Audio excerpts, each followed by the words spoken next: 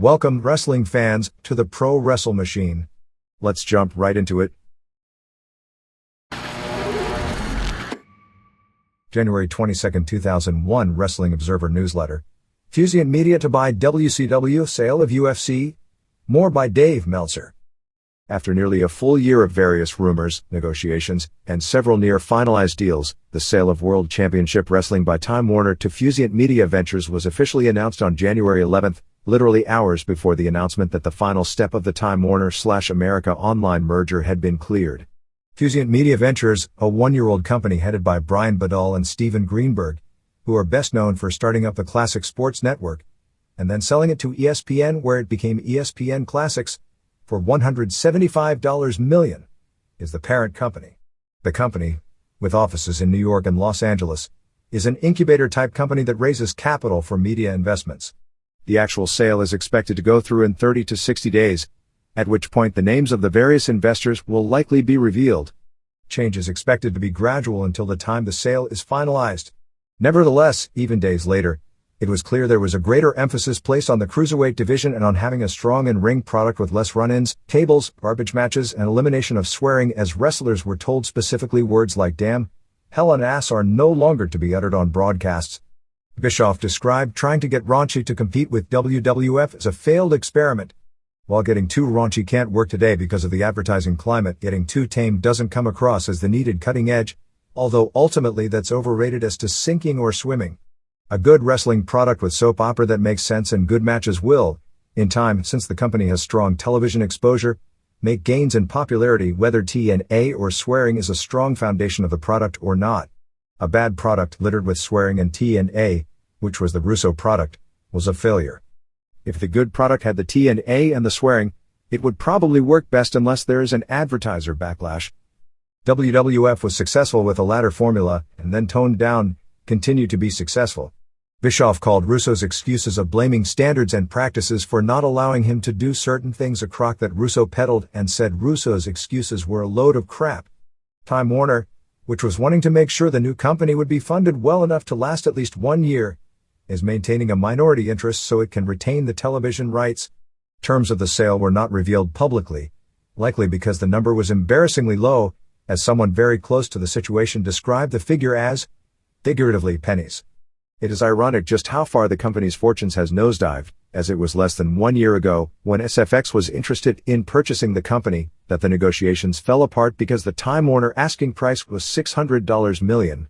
Badal will take over as CEO of the new company and handle the finance side, with Eric Bischoff back in charge of the creative end as company president. Fusient describes itself as a media company focused on identifying, funding, developing, and distributing next-generation content and media brands. There is some concern because they are heavily invested in internet startup companies, a genre which as a whole has become a major financial disappointment. Badal also has a background as senior vice president of Time Warner Enterprises, and was credited with overseeing a period of major growth in attendance at Six Flags theme parks. He also had a hand in the early stages of Nick at Night and Court TV. Bischoff has done numerous media interviews over the past week since the purchase. He's been vague on a lot of subjects, in many cases because final decisions haven't been made. Wrestlers, some based on friendship with Bischoff and enthusiastic because a change of any kind would be a positive in a stagnant, dying company, and others based on fear for the future of their jobs, up their in-ring work rate tremendously for the January 14th Sin pay-per-view and January 15th Nitro. Bischoff stated that the company has to emphasize making its wrestlers look and come across more like stars and open up new ways to find and create new talent.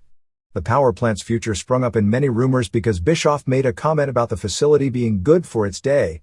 When asked about why Fusient would buy a company whose revenues had plummeted and was deep in the red, Badal said, "It's up to us to deliver. I think historically we have understood both how to create high-quality media brands, how to market them, how to listen to audiences, and how to turn things around. I think that with any product, you can't make promises. You have to deliver and have people appreciate them that way."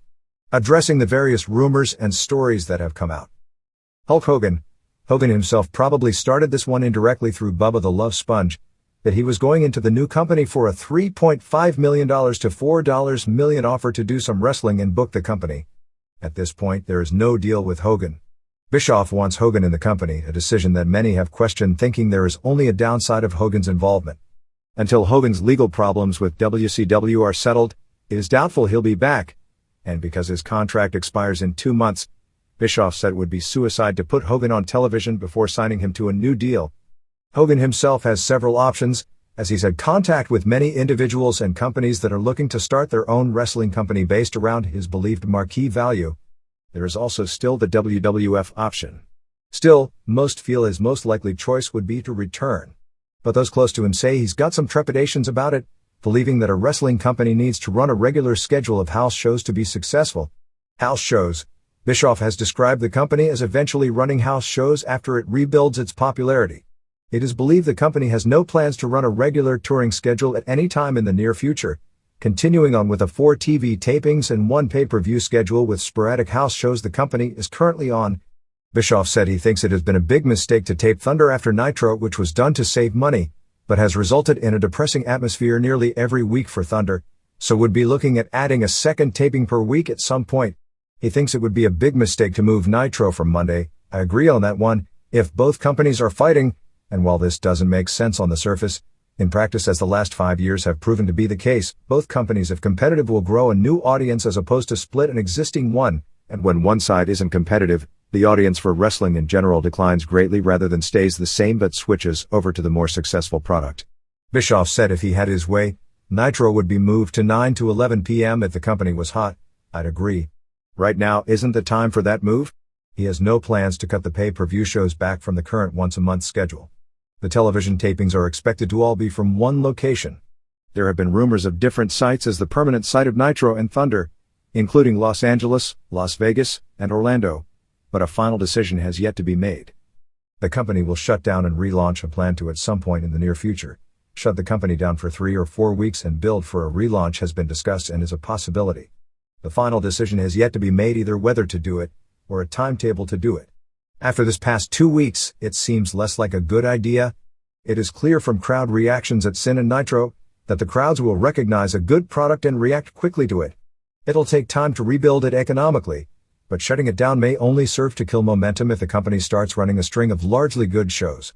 Nitro doing its lowest rating for a live show in history on January 8th can be blamed a lot on loss of momentum because of the consecutive preemptions. The January 22nd move will make 4 shows in 7 weeks that either didn't air or aired on a Tuesday. TNT will badly damage Nitro if it doesn't have a stronger commitment to its success. The future of Nitro on TNT has always been considered short-term, and as mentioned last week, while nobody is talking about it publicly with the sale, there has been talk of when Nitro is supposed to move to TBS, that TBS may cut back to only 1 primetime wrestling show per week. Talent. Bischoff seems to recognize the need for creating new stars. Time will tell, as many blame the company's failure on its failure to eliminate the existing stars, and thus contributed to the perception of the company as old-timers wrestling.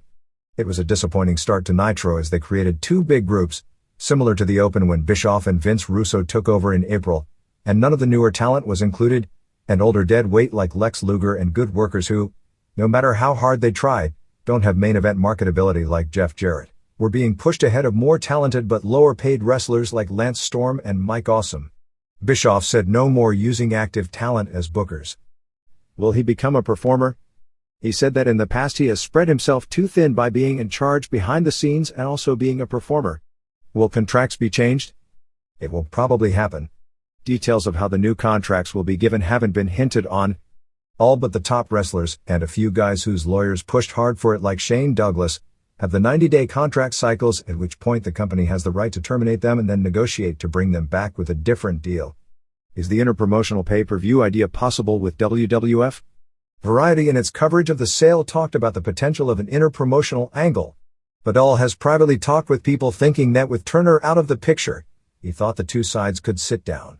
Bischoff, with more understanding of McMahon, said he believed it isn't going to happen.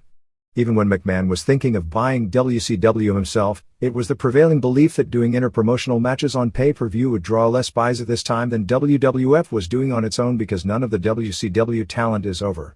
The idea was to spend a year rebuilding WCW before starting the interpromotional angle, and that's with owning the company. The odds of doing it with a company not owned are greatly diminished from that. International talent, although contrary to reports going around everywhere, there are no meetings specifically scheduled with New Japan. Bischoff and Masa Saito have been in contact since the negotiations got serious, and it is likely at some point they will meet and do business.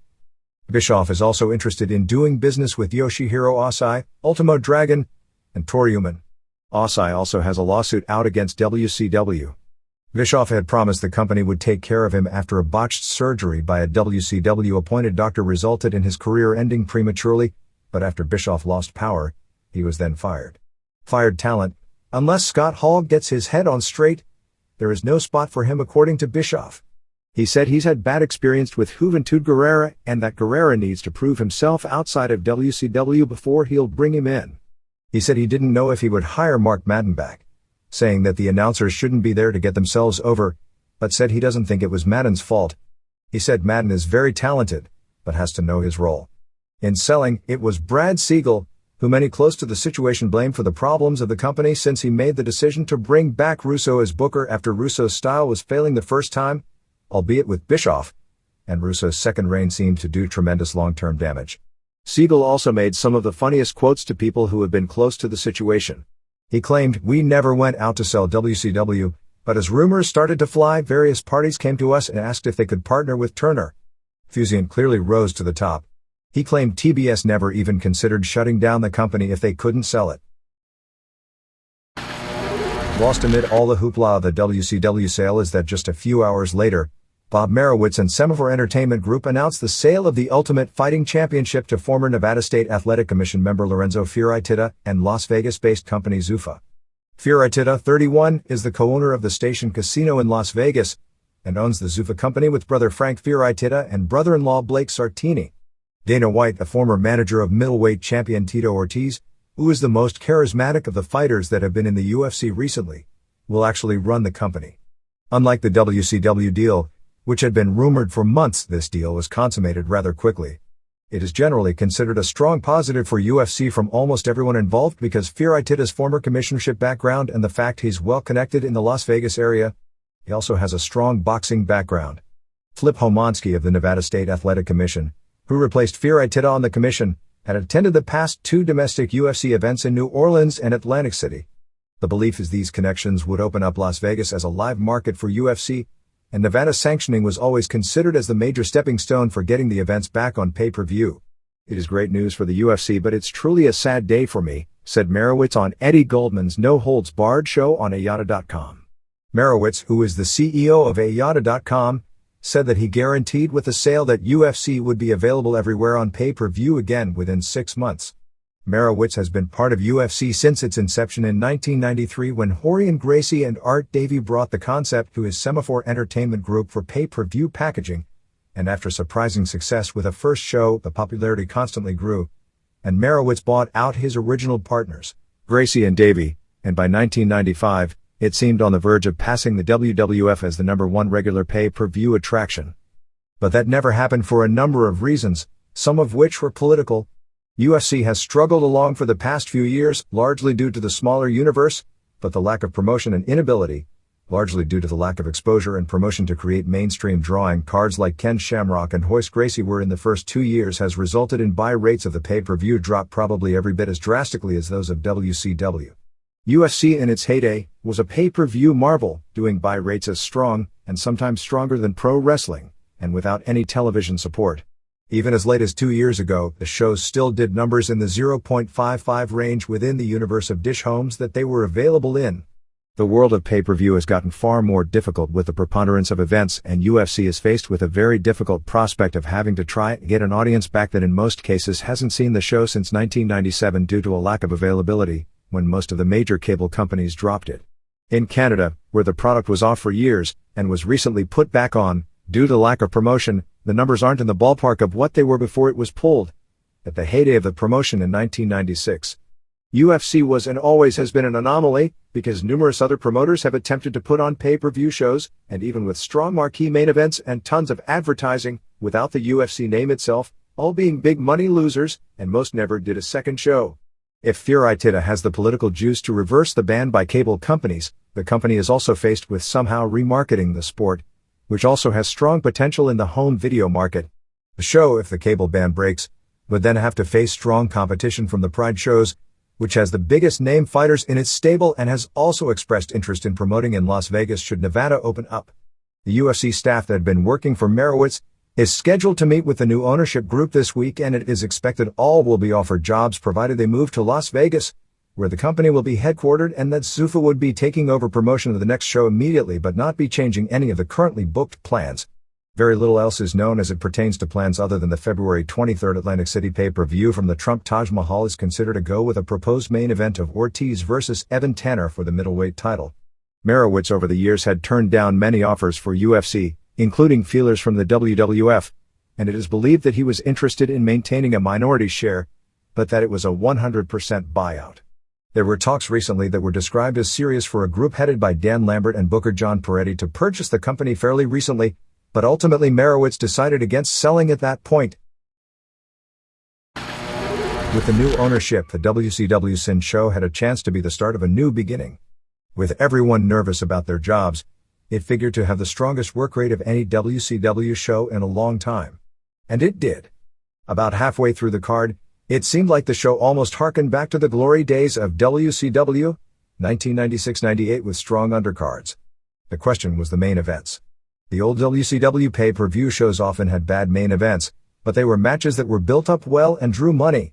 WCW has no matches that will draw money, so it's important to have strong main events, which is what more often than not what WWF delivered as its buy rates climbed. Instead, the main event was a disaster, and not just because Sid Vicious suffered one of the most physically graphic injuries in the recent history of sports. It was more sickening visually because of the angle the leg snapped into than even the famed Joe Theismann footage from another era, which is something every sports fan who saw it will remember for the rest of their lives. And this isn't something anyone who saw it will ever forget. The injury ended up as a compound fracture of the lower leg, snapping both the fibula and the tibia, that required 2 hours of surgery the next morning, which included inserting a 43-centimeter rod in his leg and will keep him out of action 6 to 8 months. This forced the match to end 2 minutes after Vicious came off the top rope to deliver a kick to Steiner with his right foot, but landed poorly on his left foot and the leg snapped, and then bent sideways in a 45-degree angle, a sickening scene that aired on Nitro the next night. Bischoff went back and forth on whether or not to air the footage, but ultimately decided to. The cameras not only missed it on pay-per-view, since at that point the focus was on Ric Flair opening up the car door for the Mystery Man. When the cameras got back in the ring, Sid was strangely laying on the ground immobile. There was no explanation for Sid's condition by the announcers, nor was anything said about it before the show went off the air. The show ended revealing Road Warrior Animal instead of the originally planned Rick Steiner as the Mystery Man, a decision made largely because the feeling was too many people expected it to be Steiner. But that kind of booking because 1 or 2% of the audience knows, and changing stories for that reason, is a Russo mindset that they need to get away from. But the match was terrible before Sid was injured, with some of the most pathetic-looking offense ever seen. Bischoff told the wrestlers the next day that they found out that Vicious had a broken back that he didn't even know about. Vicious was in incredible pain, and his lower leg actually had to be held in place to keep it from flopping sideways. But forgetting about the injury, it's one thing to have a bad main event in the ring that draws money, although past experience shows that ultimately hurts in the long run. It's another to have one even worse that doesn't. The match, billed as a 4-way, ended up as a 3-way as the Mystery Man simply didn't arrive, with Ric Flair announcing he would show up at some point. With Sid lying on the ground immobile with a legit broken leg, they had to send the huge man in the Kmart Halloween costume out early. Once he got there, he weakly attacked Sid with a kick as a swerve and told Steiner to pin him, which he did. He then unmasked, revealing Animal. Fans seemed to recognize who he was, but there was no major pop for his identity. Probably people couldn't believe that was it for the main event after such a strong show up to that point. They did recognize that Vicious seemed injured legit, and he was carried out on a stretcher, with the bone protruding through the skin and a lot of blood everywhere. The original plan was for Sid to make a comeback, have Steiner up for the choke slam when the Mystery Man would come down. Everyone would freeze and the guy would tell Sid to choke slam Steiner, but when he did, he'd turn on Sid and do something that would allow Steiner to make the pin. Even with that original plan, it was still Animal, the older brother of WCW Booker Johnny Ace, 41, as the big surprise, another 80s name, in a company that desperately needs to reinvent itself from its current perception as a company featuring outdated talent on top. About the only other possible negative on what was otherwise a strong show was the Goldberg retirement, after being pinned in a tag match with Dwayne Bruce against Lex Luger and Buff Bagwell due to being maced by a planted fan whose identity was set up earlier in the show. Fans didn't expect the finish, so it had the shock going for it. The problem is, the fake retirement angle is perhaps the most passé thing in wrestling, particularly in WCW. Nobody takes it seriously and it only reminds fans of the kind of booking that they hate. Like the Choshu Hashimoto finish at the Tokyo Dome, this finish in the long run may have done more damage than all the positive that the strong card delivered. If anything WCW needs to do now is create a bond with its audience by playing fair. Don't advertise what isn't going to be delivered. The company has to consistently present good shows. They have to give the fans what they want ultimately in the storyline, that is, their favorites, with whatever fans today consider as cool qualities eventually prevailing over their enemies. Of course, enemies should build heat to lead to the end result, but the fans' patience in waiting for the payoff has to be justified, and there has to be an ending or fans will see it as the same old product that they turned away in droves from over the past 2+ years. I don't know of anything worse than reminding people of the booking they hate with the fake retirement angle. Granted, they had to do something with Goldberg since the current angle was going nowhere, and they had booked themselves into a corner, but there is always justification for this stuff. The top babyface retiring and coming back was big business decades ago, but it's been bastardized so badly in the last 18 months to the point that the WWF's latest thought process is that even if Shawn Michaels is retiring, they won't promote a farewell match because they recognize that nobody will believe it anyway. Eric Bischoff talked about eliminating foul language from the shows. The word retirement right now in pro wrestling, because of the sins of past bookers, should be considered foul language more than the word ass. The show exemplified what has become the conventional wisdom of people analyzing WCW with the new ownership. That the potential is there with signing some new people and mixing them in with wrestlers already on the roster to have great undercards. The company hasn't had them, but the talent is there if bookers booked people based on who likely would deliver good matches with each other as opposed to throwing people together without thinking about that aspect. A positive sign was the crowd. The crowd was hardly hot for the prelim matches with wrestlers that aren't over, but the work rate got the crowd into the show and fans enjoyed the good matches that were worked largely without gimmicks, and most without the interference that had been considered a staple of every match by the bookers. There was super heat once they got to the semifinal with Goldberg. The business itself has to be a positive as a crowd of 6,617 fans came to the Conseco Fieldhouse in Indianapolis, of which 4,631 paid $162,578. While still less than half full, this was a show with a weak lineup on paper promoted during a period with 2 straight Nitro preemptions. 1. Chavo Guerrero Jr., Salvador Guerrero 3, pinned Shane Helms at 11:14 to retain the Cruiserweight title. There was a messed up head scissors takeover early, but mainly a well-worked very strong opener that did its job getting the crowd into the show. Helms dropped Guerrero's head on his knee. Not much heat early and fans were into Guerrero, and not Helms, as the face.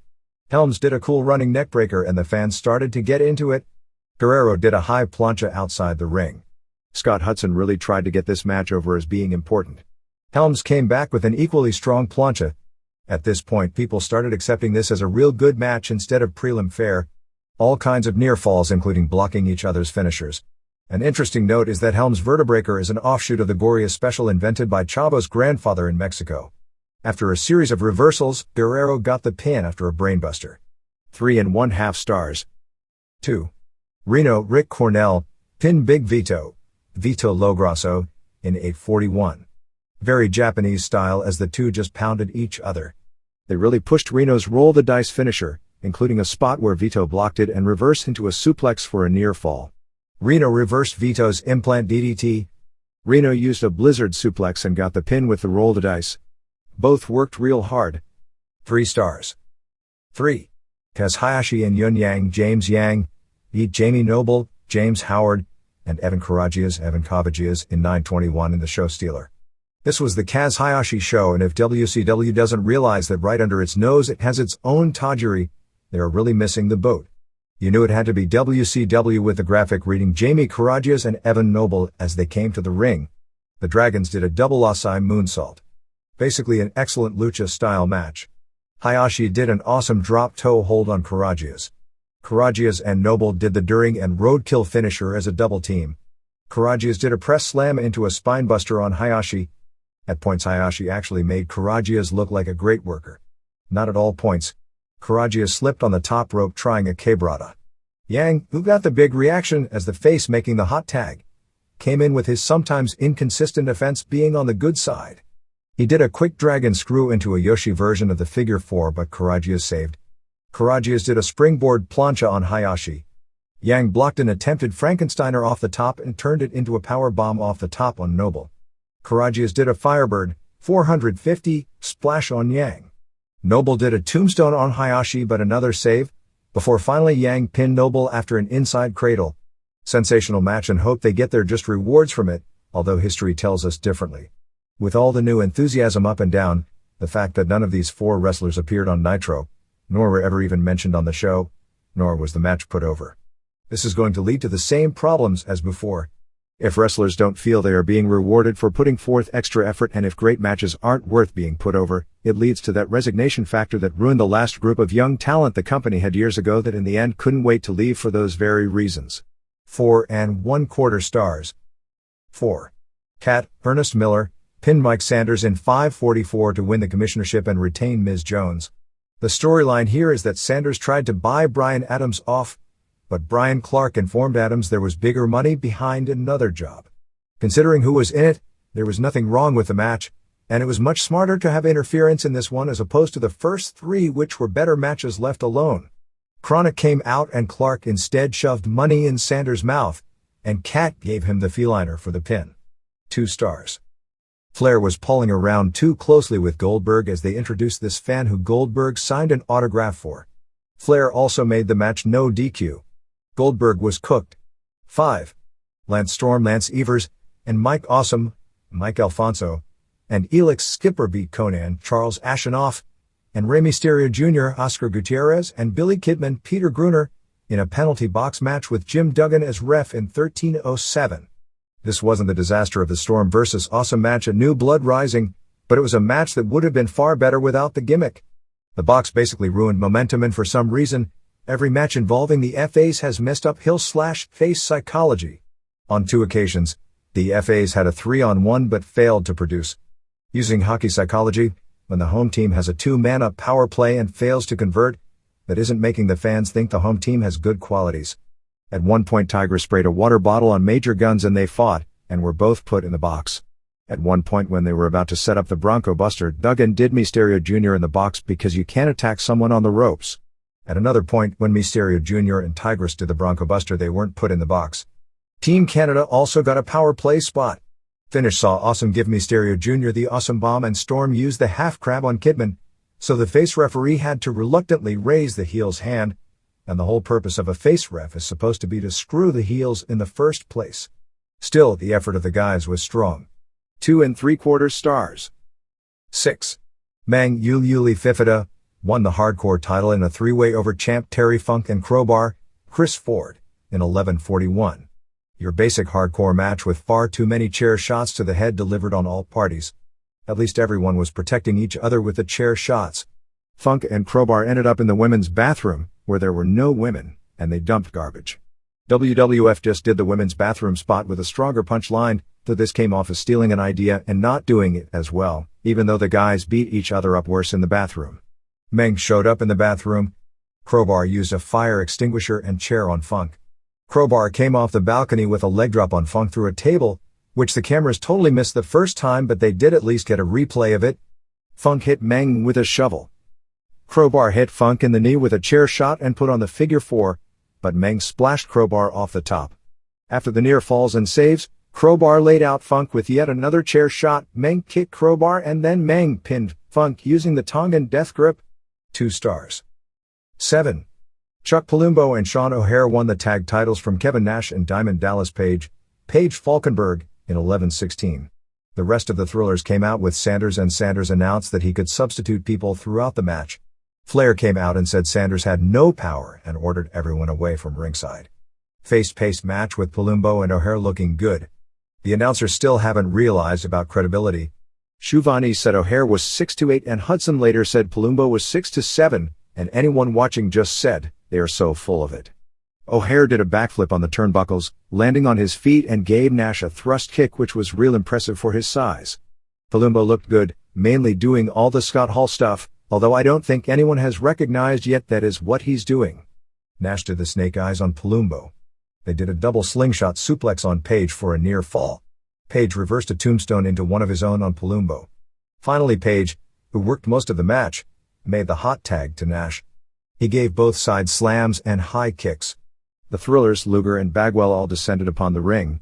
Page ended up fighting with Luger outside the ring, The ref was distracted by the thrillers, and Bagwell hit Nash with a wrench, allowing O'Hare to pin him after a Shanton bomb. 3 stars.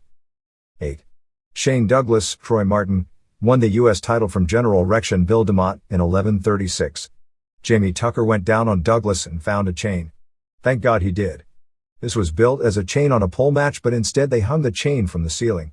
They never said it was a ladder match, but it was obvious a ladder would come into play, and I feared, after watching the ECW pay-per-view and how the ladder standards lead to disappointment, that these guys may have trouble after WWF ladder matches. As it turned out, they never used the ladder until the finish, which made the chain hanging and nobody being able to tease getting it seem really weird. Douglas worked on Rection's left knee most of the way. Rection finally got the ladder out and climbed it. He got the chain, but Douglas shoved the ladder and Rection took a big bump, and the Tucker also went down.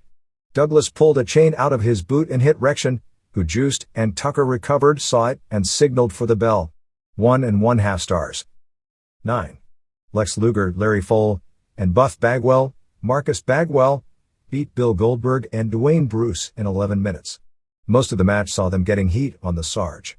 Match had the most heat of anything on the show. Goldberg made the hot tag and it wound up outside the ring. Luger argued with a fan that earlier in the show signed a Goldberg autograph. Goldberg went to save the fan, but instead the fan maced him and the heels celebrated.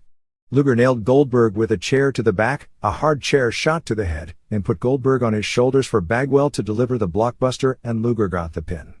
They sold the retirement huge for a few seconds, and then once the main event started, never talked about it again. They showed some fans who seemed shocked, and the building went quiet because people weren't expecting it. 2 1/2 stars. 10. Scott Reach Steiner, retained the WCW title over Sid Vicious, Sid Aoudi, and Jeff Jarrett in 7:53. The show was way long at this point. The match consisted of them doubling on Sid, and Sid making the most pathetic comebacks. Steiner hit him once with the belt. Sid did a double suplex and nearly killed Jarrett in the process, dropping him almost on his head. Sid choke slammed Jarrett, but Steiner saved, and Cobra slammed Steiner, but Jarrett saved. Flair's music played and the Mystery Man came out. By this time Sid had broken his leg and was on the ground immobile. The Mystery Man weakly attacked Sid and had Steiner pin him and unmasked his animal. -2 stars. Over the last 2 years, with WCW piling up huge losses and the WWF's fortunes taking the opposite turn, it has led to something almost universally accepted in wrestling, which history shows to be a fallacy that guaranteed contracts ruin wrestling because they create lazy, unmotivated performers. The fact is, the structure of the contracts are immaterial in the motivation level of the performers if you look at the business in the big picture over the past 2 decades. It is all about the atmosphere created where there is felt by the wrestlers that they are going to be rewarded for their work and the examples set by the highest paid performers. Now, there have to be problems with the contracts in WCW as they are structured. For one, the company can't afford the current deals because there is no revenue to offset those costs coming in, but that problem isn't contract structure, that problem is no incoming revenue. For all the talk about the big contracts being the major problem in WCW, people who are saying that haven't looked at the big picture either. The big contracts are a problem only because of no revenue. Those same contracts were around in 1998 when the company's profit margin was very close to what the WWS was in 1999 and what they probably will be in 2001. 2000 should be a better year when all is said and done because the XFL will take the profit margin down next year. If anything, based on the $50 million or more in profits both companies earned in their best years, wrestlers were underpaid in WCW in 1997 and 1998, not overpaid. Clearly those same wrestlers, based on revenues the company took in this year, are ridiculously overpaid. But if every WCW wrestler had worked for free in 2000, that is, zero money spent to talent contracts, the company's losses still would have topped $20 million. The problem was not the contracts, the problem was the product that led to people not buying tickets and ordering pay-per-view events or buying merchandise, falling ratings leading to advertising declines, and another unspoken factor, taking Nitro down from 3 hours to 2, which resulted in a 33% drop in television ad revenue from Nitro on top of the decline caused by the ratings falling. However, because revenue is so low, the contracts will need to be restructured to hold the losses down, as it expected to happen to most guys when their 90-day cycles run out. Fact is, in 2000, the payroll for the WWF will be higher, probably significantly so than that of WCW, but with the WWF taking in tons more revenue, if anything, WWF talent that is better paid has a far better claim to being underpaid than WCW talent based on each company's production. This is not an argument that the WWF approach, which provides in most cases for nominal downside guarantees and then bonuses based on position on the card, attendance and pay-per-view revenue, is wrong. Structurally, any company making this kind of money in wrestling at a time when nobody else is doing more right than wrong. And the wrestlers are well paid, if one wants to consider them underpaid, which they are, compared to talent in baseball or hockey or football, all on teams that don't generate anywhere near the revenue of the WWF, but numerous teams pay their players far more. That again is the fault of players, not management. Management never gives away significant advances along those lines without labor pressure, and wrestlers have been notoriously weak in that regard as compared to other athletes or entertainers who produce similar levels, or far less for that matter, of revenue. The point of this is, as the saying goes, there is more than one way to skin a cat. Because the WWF is profitable doing this method, whether it be of payoffs, of in-ring style, of talent development, or whatever, means they are doing a good job right now, but that doesn't mean it's the only way to do a good job. I've spoken to people with vast wrestling knowledge in WCW who roll their eyes when certain people in power in WCW, whose only experience in the wrestling industry is a few years working in WWF, think that is the only approach that works. There have been many periods in many places with many companies around the world where pro wrestling has been on fire, and this is just one of them, maybe the biggest of all, but hardly the only success story. Just turn your clock back to 1996 and 1997. WCW wrestlers were all making guaranteed contracts, the same as they are making today. WWF wrestlers were being paid based on the house.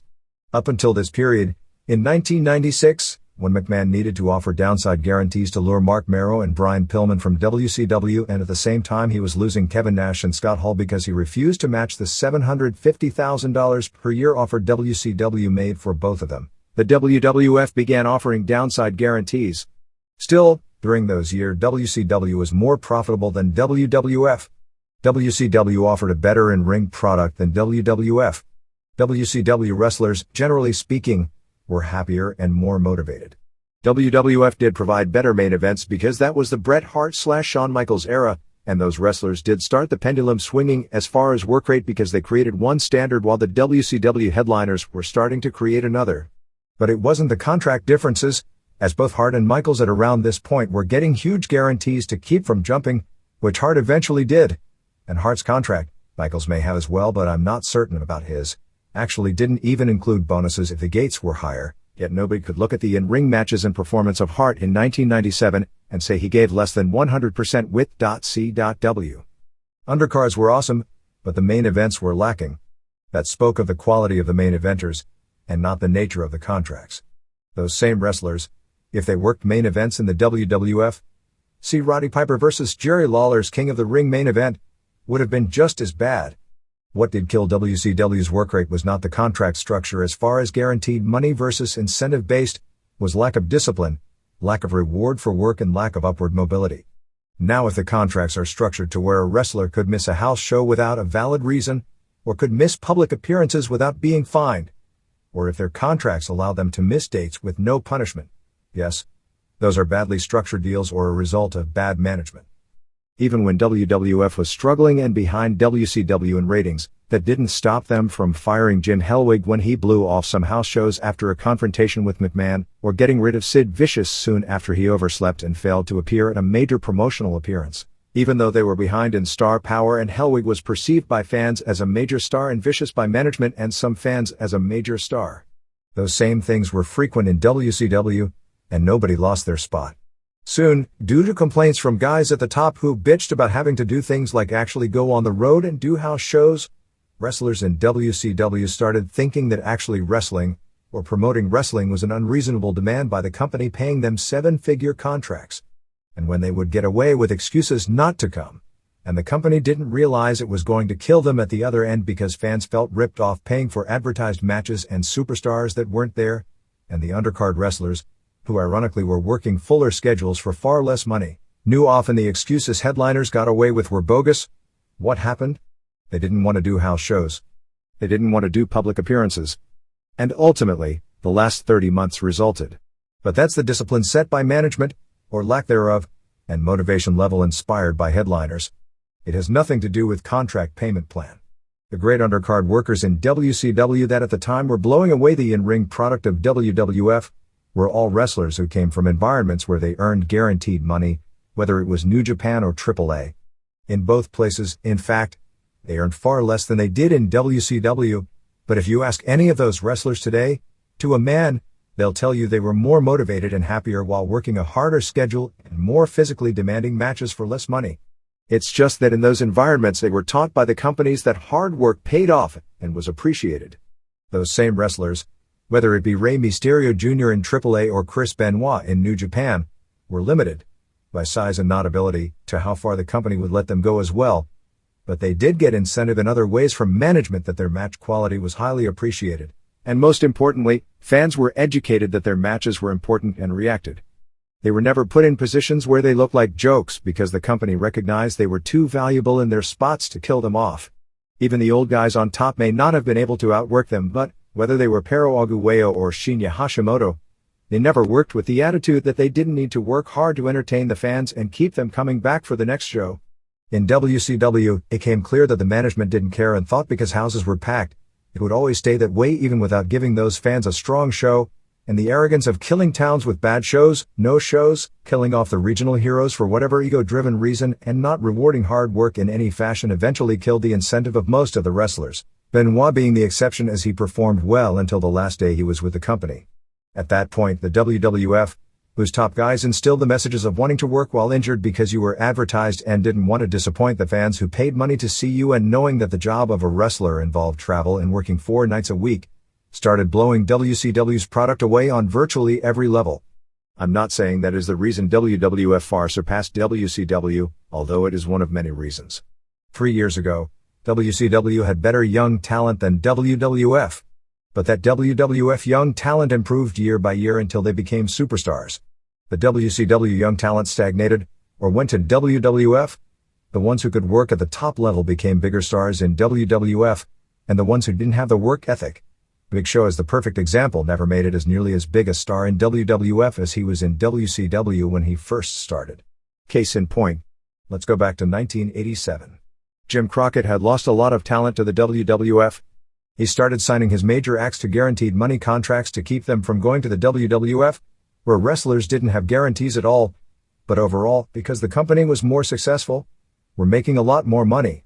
Now, ultimately, Crockett went out of business for a number of reasons, largely because McMahon sabotaged his pay-per-view business, where Crockett expected to make the money to justify those contracts, and because he made so little money on pay-per-view, combined with the downturn in his own business from the bad booking, he nearly went bankrupt and had to sell to Turner Broadcasting. However, even though throughout the 80s the WWF paid better and didn't offer guarantees, the work rate and motivation level of the Crockett performers of that era blew away that of the WWF. It was because, for the most part, those at the top for Crockett were hard workers, and that motivated the rest of the crew to follow suit. The guys at the top in WWF weren't hard workers, they were guys marketed well, and the undercard performers knew it was in their best interest not to outwork the top guys, so it created an environment where hard in-ring work wasn't as important. Quite frankly, as far as getting the most out of one's ability, the talent crew in ECW is equal to, some would even say superior to that of WWF.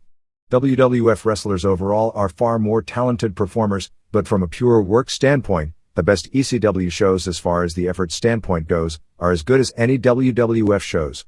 They fall short in most other categories, but effort isn't one of them. ECW wrestlers were not paid based on the house. If the buy rate was up, they didn't share in the growth. If tickets didn't sell well, they still made the same, at least contractually, although not in practice always because of late pay and the like. Nobody got paid more for being in the main event unless Heyman gave them a raise, which was the same as Bischoff. But ECW wrestlers were aware that hard work mattered, and that wrestlers got more over with the audience and would get a better push if they had good matches. The FBI, just as an example, are 2 guys so tiny that they could never even get jobs as wrestlers in WWF most likely, and one of them in WCW was used as a manager. But through hard work and having a great series of matches, Heyman recognized their talents and made them tag team champions, and everyone saw Kid Cash and Spike Dudley, not to mention all their predecessors, and others labeled too small, have their stock go up through hard work, and it inspired everyone to work hard. If that same motivation and encouragement had been part of the WCW product, nobody would even have to talk about the evils of guaranteed contracts creating lazy performers. Did they create them in ECW? Did those wrestlers blow off their promotional work or create excuses to miss house shows or try and change the advertised lineup so they could get away with an easier match? The quality of work ultimately is going to be based on numerous factors, and if you look at the world of wrestling over the past 20 years, and compare guaranteed contracts versus percentage contracts, you'll find that it is not one of the factors. The factors are the motivation level from management, where wrestlers are rewarded with raises and upward mobility based on their work, and maybe even more than that, the examples set in and out of the ring by the top guys in the company. There is a huge difference between the Hogan-led WWF and the Austin-led WWF when it comes to in-ring product, even though both led WWF to strong boom periods. The Hogan-led WWF saw constant no-shows, bad work at house shows, but the promotional mechanism and Hogan's star power offset it. Austin's star power may have offset it as well, but in the last several years, virtually every WWF event has been an entertaining show. It's been years since I felt it was a bad show. I can't say the same, or even close to the same, for WCW. And even though business was huge under Hogan, it's 3 or 4 times as big today under Austin and Rock. To point out 2 more examples, let's look at Japan. In 1983 and most of 1984, All Japan was the number 2 promotion in the country. It actually had a damn good work rate on top, but New Japan was stronger both in the ring and at the box office. When Riki Choshu, Dynamite Kid, and the Choshu Army jumped at the end of 1984, it was this influx of more modern style workers that led All Japan to being number 1. Everyone was making guaranteed money in 1983 as they were in 1985. But when the new guys came in and stepped up the pace, wrestlers like Genichiro Tenryu, who were main eventers, suddenly had to work both harder and better to keep up with the competition, and they did. It took Jumbo Tsuruta, who had developed his groove so to speak, to catch on, but he eventually did, and once he did, had the best matches of his career. Even after many of those wrestlers jumped back to New Japan, they had elevated All Japan to where it was far stronger in the ring, and created the next generation of Misawa, Kawada, and Kobashi, because they grew up in wrestling seeing the work ethic of those main eventers and learned to emulate it. Let's look at New Japan this past year. Again, everyone is under a guaranteed contract. New Japan was something of a dull promotion for much of the year. Certainly nothing like WCW, as most of the crew had good matches and things like no-shows and screw job finishes were virtually non-existent. But for the first 9 months of the year, WWF was more entertaining in the ring than New Japan. Suddenly, Kawada came, and he set a standard. If you watch virtually any New Japan TV show since mid-October, you'll see the best ring work to be found anywhere, at least among heavyweights. No contracts had changed, it's just that seeing just how good Kawada was, made so many wrestlers up their game to not be left farther behind. Don't get me wrong. WCW, for financial reasons, does have to restructure its contracts or run terribly in the red. Most likely, even with the restructuring, they're in for a long period in the red, as every wrestler could agree to work free right now, and because there are no significant revenue streams, the company would still lose a lot of money. But if anyone thinks changing the structure to incentive-based is the answer to any of its problems, they have studied very little about pro wrestling. The answer to the problems of lazy workers is to push hard workers in the top positions and reward hard workers with career elevation and eliminate the lazy workers from the top, or preferably, from the entire system.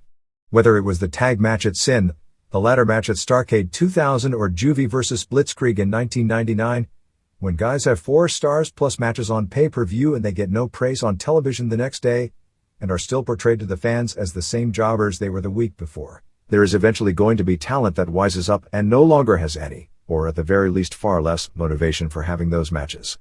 If those guys after those matches were talked up on TV the next day the way the Dudleys, Edge and Christian and Hardys were after some of their 4 stars plus matches on pay-per-view, fans would probably react better to their performances today, and they would have far more incentive to give performances again like them the next time they are on pay-per-view. It's been said before, but everyone should go back and look at the pay-per-view shows after Juvie and Blitzkrieg had that match. Juvie wasn't back on a pay-per-view for months, despite having the best match in the company all year. Blitzkrieg wasn't on again for months either, and by the end of the year, had been fired. They tore the house down that night better than all the headliners on that same show, but ultimately, the powers that be recognized that they couldn't get over. I wonder if, looking back, they understand why Jeff Hardy, who can't cut a promo, is where he's at, and a better worker, Juvie, and an even more spectacular flyer, Blitzkrieg, never improved their standing. There are many reasons, none of which had to do with the structure of the contracts. Some comments on the awards from last week. Obviously, The Observer audience is a unique one, and results of this balloting is totally different from pretty much any other type of voting due to the international scope and probably the sophistication of the fan base. There were probably some surprises, but most categories I think ended up being obvious considering just how few categories were even close. Wrestler of the Year. There has been more debate on this category because of the broad nature of what constitutes Wrestler of the Year. I don't think anyone would deny that any of the top 4 candidates would have been strong picks. I don't think Triple H is a bad choice. He was a headliner all year, the buy rates were high, the house business was high, the ratings were good, and he was a key part of most of the major storylines. He held the belt and had to be considered a great champion with his work in the ring. Still, the competition was very strong. Rock was a phenomenon. Not a great worker, but a good worker who had his fair share of great matches and a bigger drawing card and more charismatic than Triple H. The credentials of Kawada and Sakuraba are strong in their own way. I'd go with Triple H for the first half of the year, but the way the angle turned out left a bad taste in the second half, and many think it was a key point in the ratings going down, and probably Sakuraba for the second half, but overall, maybe Rock, but again, any of the 4 are good choices. Most outstanding wrestler, certainly Benoit can't be argued with as a strong choice, but he didn't have the matches of the year than Triple H did, largely because he wasn't put in position more than once or twice to do the 20 minutes matches. Before the All Japan split, Kobashi and Akiyama were having out-of-this-world matches. After, Kawada was put in a situation where he had to have great matches and delivered. If you look at the Match of the Year balloting, you see an awful lot of Triple H matches, even though I don't know if he is the best worker in the world. Kanemoto and Tanaka were always impressive. There were times I thought Kanemoto was the best of them all. But he was injured a lot and not in the spotlight, which hurts. I'd maybe think Triple H is a stronger candidate here than even the previous category. Best box office draw, there was only one possible winner, Rock. Feud of the Year. In hindsight, I agree with the first 2 choices in that order. For some reason, probably the imminent Foley retirement, there was something special about Foley versus Triple H, even though Rock versus Triple H was longer and really the basis of the company for most of the year. Foley versus Triple H took Triple H from a major star and positioned him as someone who could carry a company. And make no mistake about it, if Rock wasn't there, WWF still would have had a banner year with people chasing Triple H. The next 3 were all hot feuds, and as a program, Sakuraba vs. Gracie's was the best shoot-fighting program ever, but it's limited because of how many matches you could do. Hashimoto vs. Ogawa was huge on television with the Hashimoto retirement and the heat, but again, very limited number of matches, and All Japan New Japan started late in the year. Hardys vs. Edge and Christian was great for what it was as well, great matches, and most importantly, both teams got the other ones over to a much higher level, which is what you want. Triple H vs. Angle could have been the winner as it had the best build up to the first match, but then it fell apart and was dropped, leaving it with a bad taste. Tag Team of the Year. Edge and Christian and the Hardys took tag team wrestling, which had always been an afterthought in the WWF, to another show-stealing spot, and both sides got each other over both as workers and as cult figures to the young audience. For years the Japanese dominated the tag team division with the work rate. Tanaka and Kanemoto were an excellent team in the junior division, but weren't elevated by the company. Dudleys were interesting because they got a zillion third-place votes from people who voted the other 2 WWF teams first and second. Most improved has to be Angle. Think about where he was on December 1st, 1999. Triple H was already a top guy at that point, but his match quality got so much better when put in the position to carry the company. Amori is a strong third. No disagreements here. Christian probably belongs pretty high as well. Maybe even higher is the ad department for Stacker 2. Those Edge and Christian ads so totally blow away that horrible ad with the fat hillbilly guy they were running for so many months. Let's see, I want to buy a product to help lose weight, and the guy who says he's taking it is not only way overweight in all the wrong places, but pulls down his belt and flaunts it. Best on interviews. I knew Rock would win, but to me, Foley deserved it. Rock is all in the delivery. Foley has so much more depth to his interviews. Angle finishing third is mind-boggling because Kurt Angle in Memphis was this good worker who was going to have problems making it nationally because of his interviews. Most charismatic, there can't be any choice but Rock. No way I'd rate Jericho ahead of Austin, even with Austin's limited schedule. The 2 aren't in the same league. Best technical wrestler. There is a tremendous factor when you're told week after week that Benoit is the best technical wrestler in the world. Not that he isn't, and not that he didn't deserve to win, but that explained his margin of winning. I'd have voted for Tanaka, but Benoit is certainly not a bad choice. Bruiser Brody Memorial Award. I was very surprised by this one, and strongly disagree. Foley had two matches that everyone remembers that were incredible performances. With it being his last year, he probably garnered a sympathy vote, similar to how Brody ran away with the category in 1988 because he died that year, although for the first 6 months of the year Brody was the clear winner. But no way should the award be won based on 2 or 3 good matches and being out of the ring for 8 or 9 months. This was the second time Foley won the award based on reputation, as in 1993, Foley himself after winning thought in no way anyone but Vader, who placed second, should have won. Foley dominated the first place voting, but both Triple H and Benoit were on far more ballots. I'm not a big fan of the slasher brawling of Yamakawa, as the Triple H style tells the story. Benoit, because of his gimmick, did more technical wrestling this year, so Triple H was my easy pick. Best flying wrestler, for moves, Dragon Kid. The moves are incredible, but he needs to be carried. Billy Kidman and Juventud Guerrera are actually better workers than Jeff Hardy, but they didn't have Jeff's motivation level, so Hardy was more deserving this year. Now Chima doesn't need to be carried. Ricky Marvin has great moves, and his high spots are the best. I'm surprised Crazy didn't do better with his ECW exposure. Jeff did those crazy spots in the ladder and tables matches and was an easy winner. This category used to be one of the coolest, but now it's become one of the scariest, because to win from this point out, you may be shortening your career greatly. Most overrated, so many to choose from. I was very surprised at the negativity throughout the awards toward China. It was so prevalent and may have been the biggest surprise. Aside from China and Steiner finishing high, it was the people you'd expect. Sid was probably worse than Nash, but Nash was bad all year whereas Sid was hurt all year.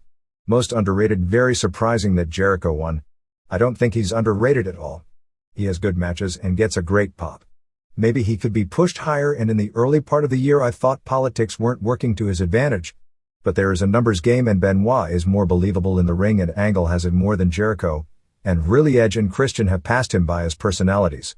Jericho's interviews have gotten a little repetitive and predictable. They are good and his work is good. In the ring he usually delivers, and sometimes looks incredible. He got to knock at the door, and when he did, he delivered. But he still pushed strong. Daniels is just a guy who never got a chance. Hayashi is a super worker who is victimized by his lack of size and race.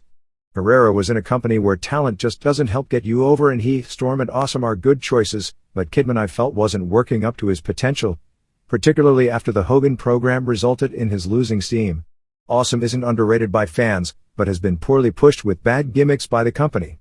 Money is underrated by fans because he has no name, is a good worker, but hardly by his promotion. Promotion of the year, WWF has to win for every reason. And it did so overwhelmingly. From there it's anybody's game. New Japan was the second most successful group, and even though their booking was dull until late in the year, the work was always solid. I would have picked Dream Stage second because they came from one level and gained so much in a year when most promotions went backwards. EMLL was the same EMLL with the same cast of characters that it always it. Toriuman is tremendous for work rate, so I'd have picked it third. ECW, with all its problems. The problems has to be able to survive, and ECW's future was in question most of the year. Ditto All Japan. They lost all their talent. They were far more successful at surviving than ECW, but ultimately, their future doesn't look bright. Osaka Pro and Gia are big favorites and fun shows to watch. Gia had some real success, particularly for the Crush Gals reunion, while Osaka Pro is really just a well-run indie. Best weekly TV show, I'd have picked SmackDown ahead of Raw, because its tape the production is better. Also, by the end of the year, SmackDown was drawing a lot larger audience than Raw. Raw, of course, has the advantage of the stronger announcing. New Japan pretty well has to be third by default. ECW's Hardcore show was a B show until the end of the year, and the A show was cancelled and its ratings declined as the year went on, so did Raw.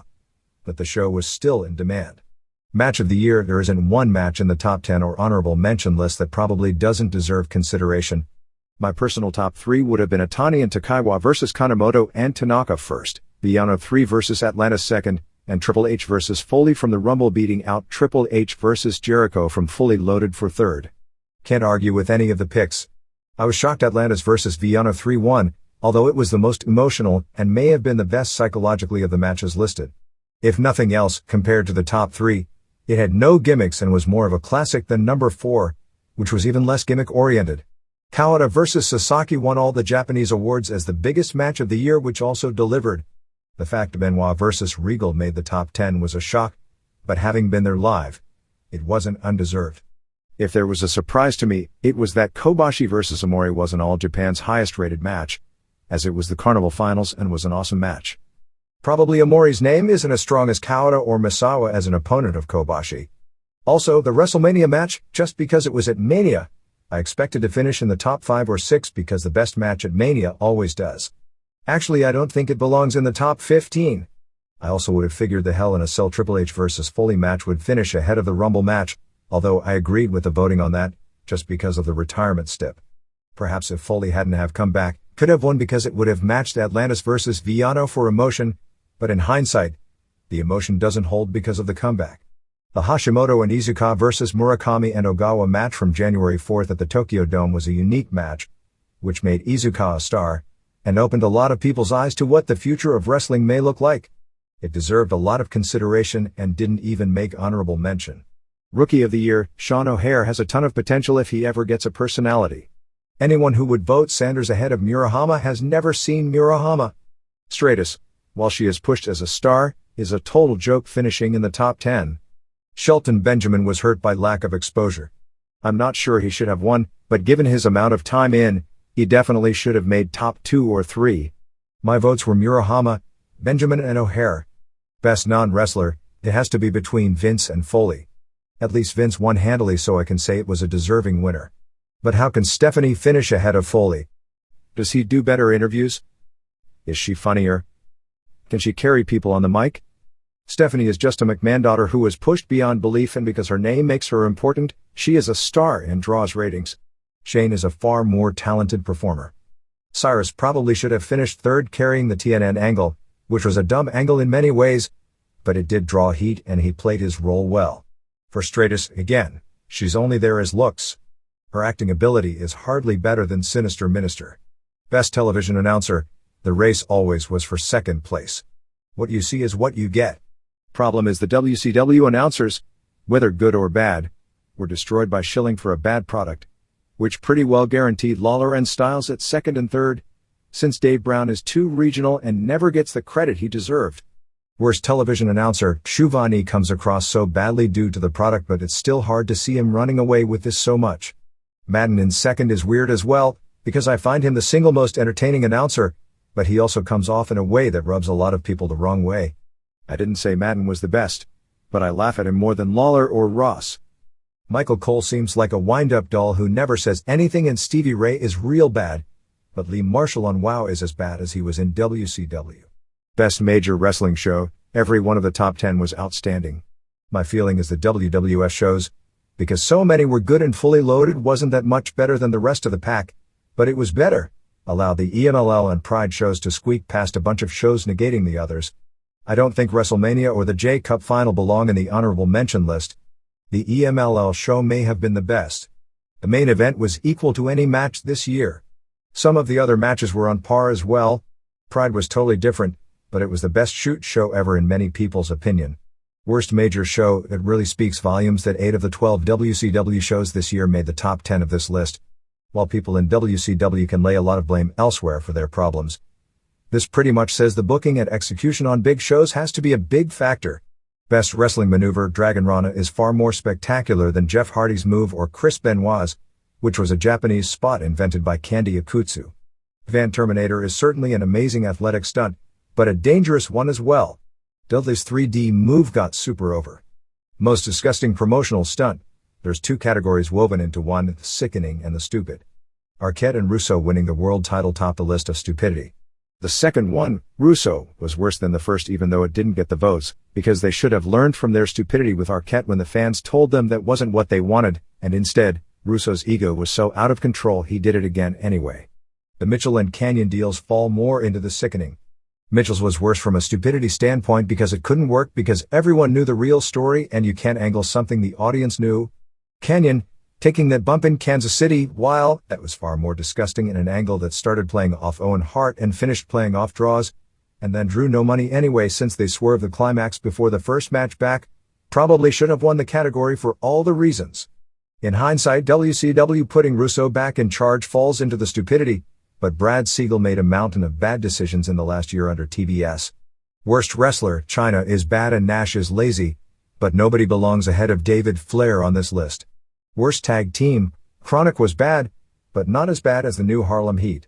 Flair and Crowbar, although half the team was good, made a mockery out of the tag titles at a time WCW should have bent over backwards not to have made mockeries of its belts.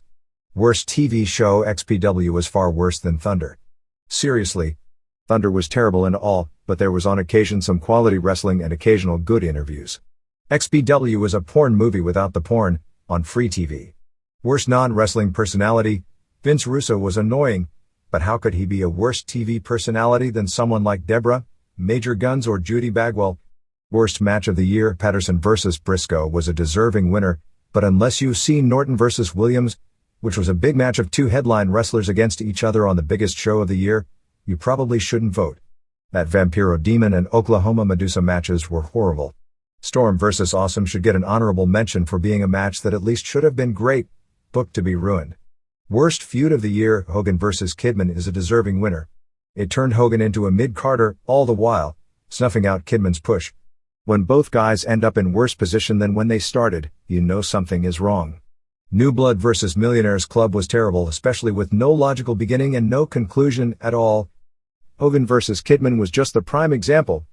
Flair vs. Russo was an ego out of control. Russo got to shave Flair's head and look at the good it did Flair and the promotion.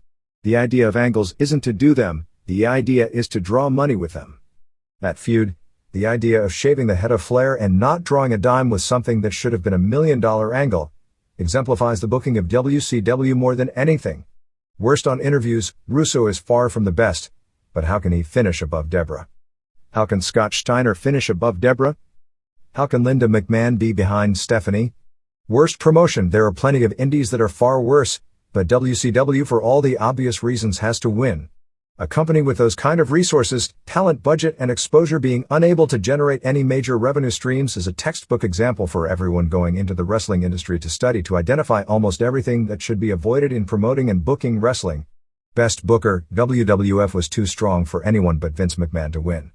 What did Heyman do to get second? Even though Choshu didn't have his best year, at least his stuff made the company stronger by the end of the year than the beginning. Exactly what did Heyman do as booker to make his company stronger at the end of the year?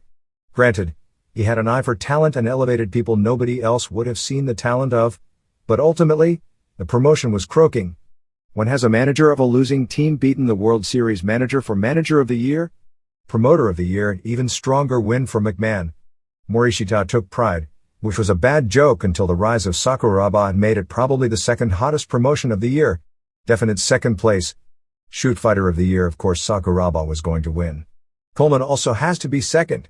Sakuraba became a big-time draw, and won every match this year but one, in which he was giving up nearly 50 pounds and had already fought for 90 minutes that night, going through one big name after another. Coleman deserves second. He won the tournament. If not for the year Sakuraba had, one would think Coleman would have been an easy pick. Shoot Match of the Year, for the history and the fact it went 90 minutes, Sakuraba vs. Hoist Gracie was a guaranteed winner. Not sure it was any better than any of the other fights on the list, it was more that the rules guaranteed a finish and the no time limit made it legendary. Other fighters, if they had no time limit, also would have gone 90 minutes, some of whom would have had just as good matches probably if they were able to dictate the rules. For all the negativity talk about the Tokyo Dome show, watching the TV show that aired later that night, it was an awesome show, and if not for the Choshu Hashimoto finish, probably would be a strong candidate for best show of the year. That finish was terrible, and it's unfortunate, because it ruined what up to that point had been an excellent match. Sasaki Kawada was every bit as good, and maybe better than their previous match. Kawada, based on his 2 Dome matches and his match on last month's pay-per-view, is the man in this business, bell to bell, even more than Benoit. You could say the wrong guy won, and I'd agree with that viewpoint, but it was the right guy for the moment because it got the gigantic pop and it was the hometown guy winning the title at their WrestleMania. Just, for long-term business, Kawada should have won.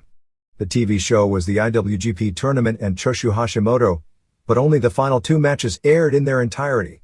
Sasaki beat Kojima with 2 lariats, a Northern Lights bomb and a Boston Crab submission. They only aired clips, but it looked really good. For all the knocks at Sasaki, he comes across very tough, and the loss to Kawada seemed to give him star power that only Muto, Chono and Hashimoto had. Tenzan pinned Nagata after a Tenzan driver, same as the Rikishi driver he used to do as a finisher before the WWF had its wrestlers stop doing those kind of moves, and a moonsault. This one probably lost something in the editing and it didn't seem to have the heat of the previous match. What aired looked good, but it was on TV nowhere close to being the best match on the show. Sasaki over Chono with a short pile driver and a power strangle. Chono no-sold a superplex, which was kind of weird. 2 3/4 stars. Kawada pinned Tenzan. Tenzan had busted his head open against Nagata, and reopened the cut doing so many headbutts. Tenzan dominated early and even did a mountain bomb off the middle ropes. Kawada made a comeback, doing the stiffest looking punch to the jaw you'll ever see in pro wrestling. It looked even scarier on the replay. They had great exchanges and it was an excellent match with the powerbomb finisher. 4 1/4 stars. Choshu vs Hashimoto was amazing for the first 10:30. Choshu was actually amazing in this match as he took so much real punishment at his age. Choshu never had matches this good after the late 80s. He also looks amazingly powerful in the ring for a 49-year-old. They tried to reprise their 1996 match, and came close, basically just beating the hell out of each other, particularly Hashimoto delivering sickening kicks to the chest over and over. Choshu mainly did lariats as his offense and Hashimoto mainly did hard kicks to the chest. Choshu did a sloppy back suplex. It was an amazing match until the last 3 minutes. By this point both guys were really tired and then Fujinami got up and started signaling to wave the match off. I don't think the ending could have been worse. 3 1/4 stars. That's the only thing about the show where you wonder what the future will hold, because fans were chanting loudly for refunds when it was over, even up until the announcement for the main event, and some fans stormed off before the main event. They were so upset. After the show was over, there was a lot of sentiment, apparently not that they had just seen such a great show, but that they would never come back to New Japan because of that finish. Saki over Kawada I felt was the best match on the show because of its believability and drama. They pounded on each other, and did incredible stuff, and it built well.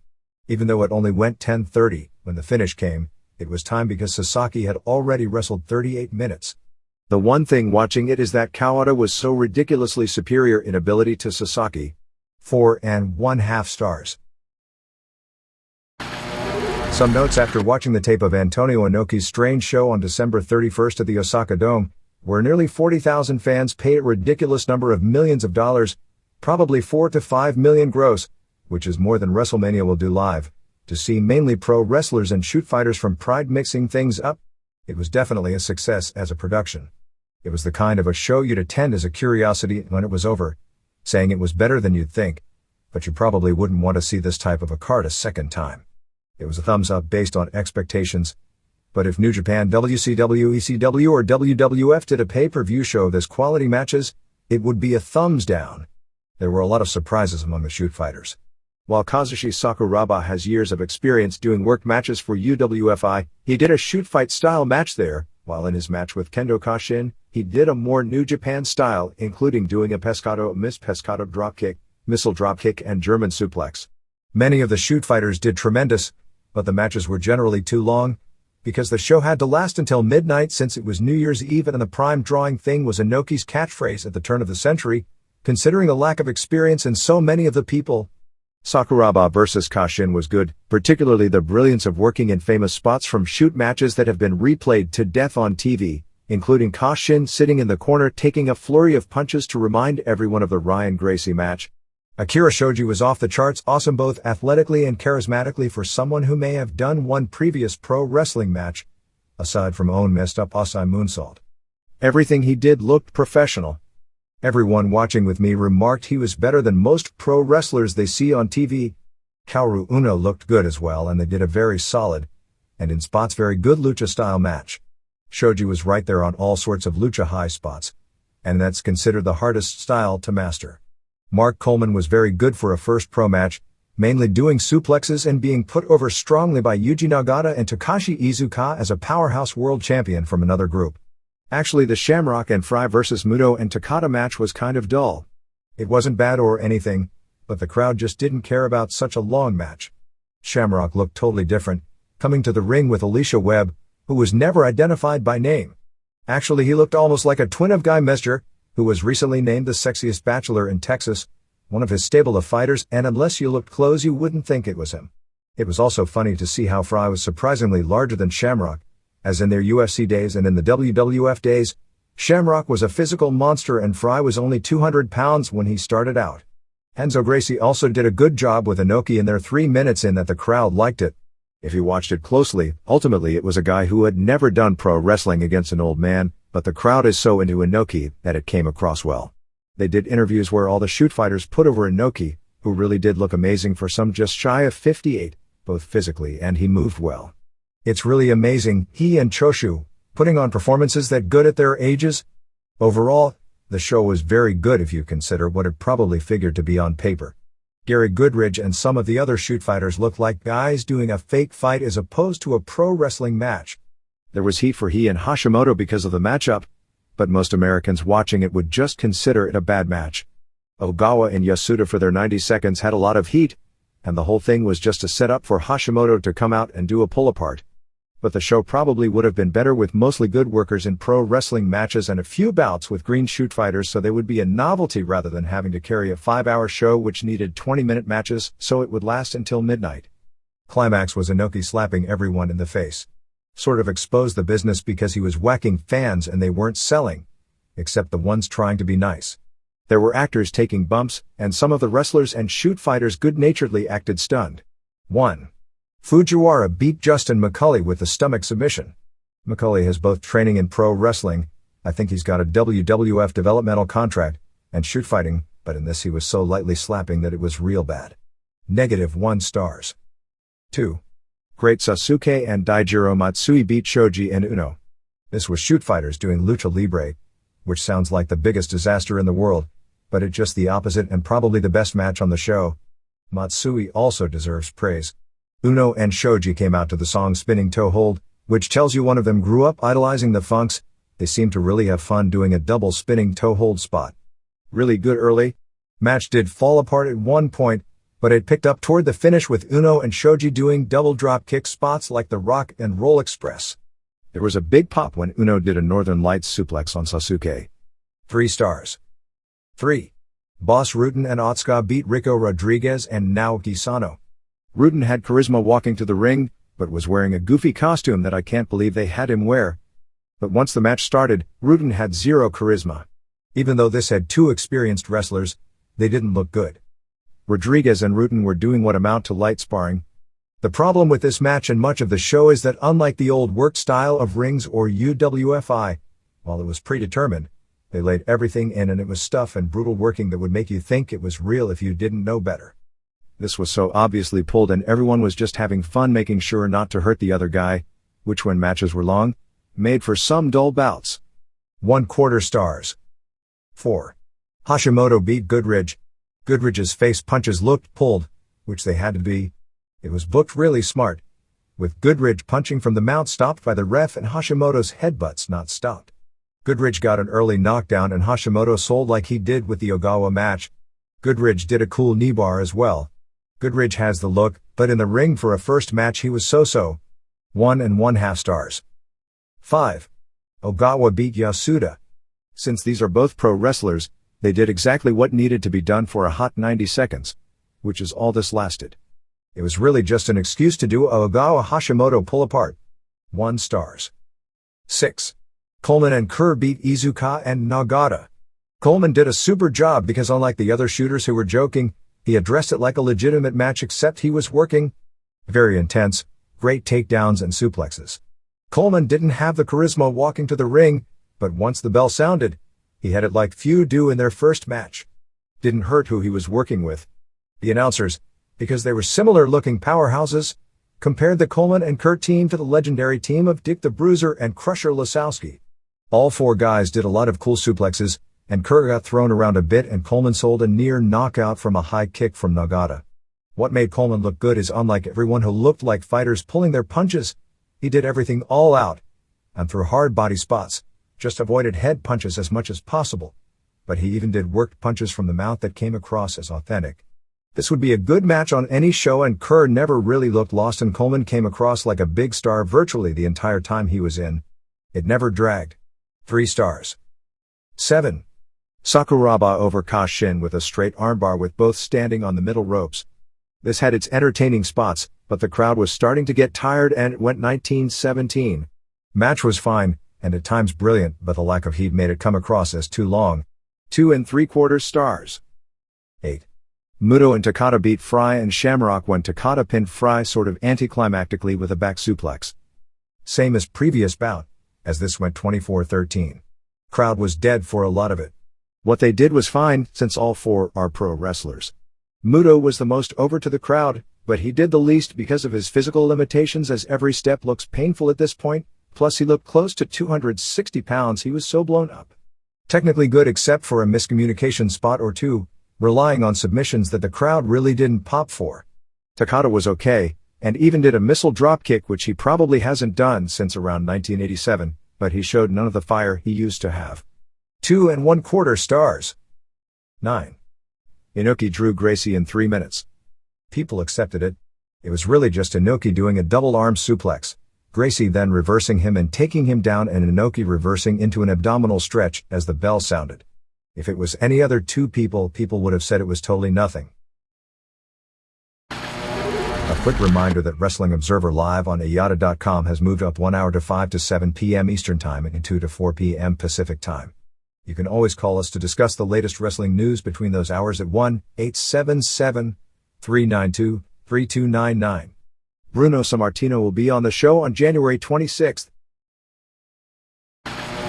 Due to Martin Luther King's birthday, the ratings for the weekend were delayed past our press time.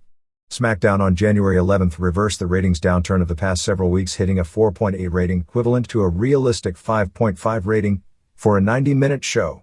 Based on normal viewing patterns, the show probably would have wound up at about a 5.0 mark, which is very strong, had it gone 2 hours, since SmackDown virtually always grows its audience as the show progresses.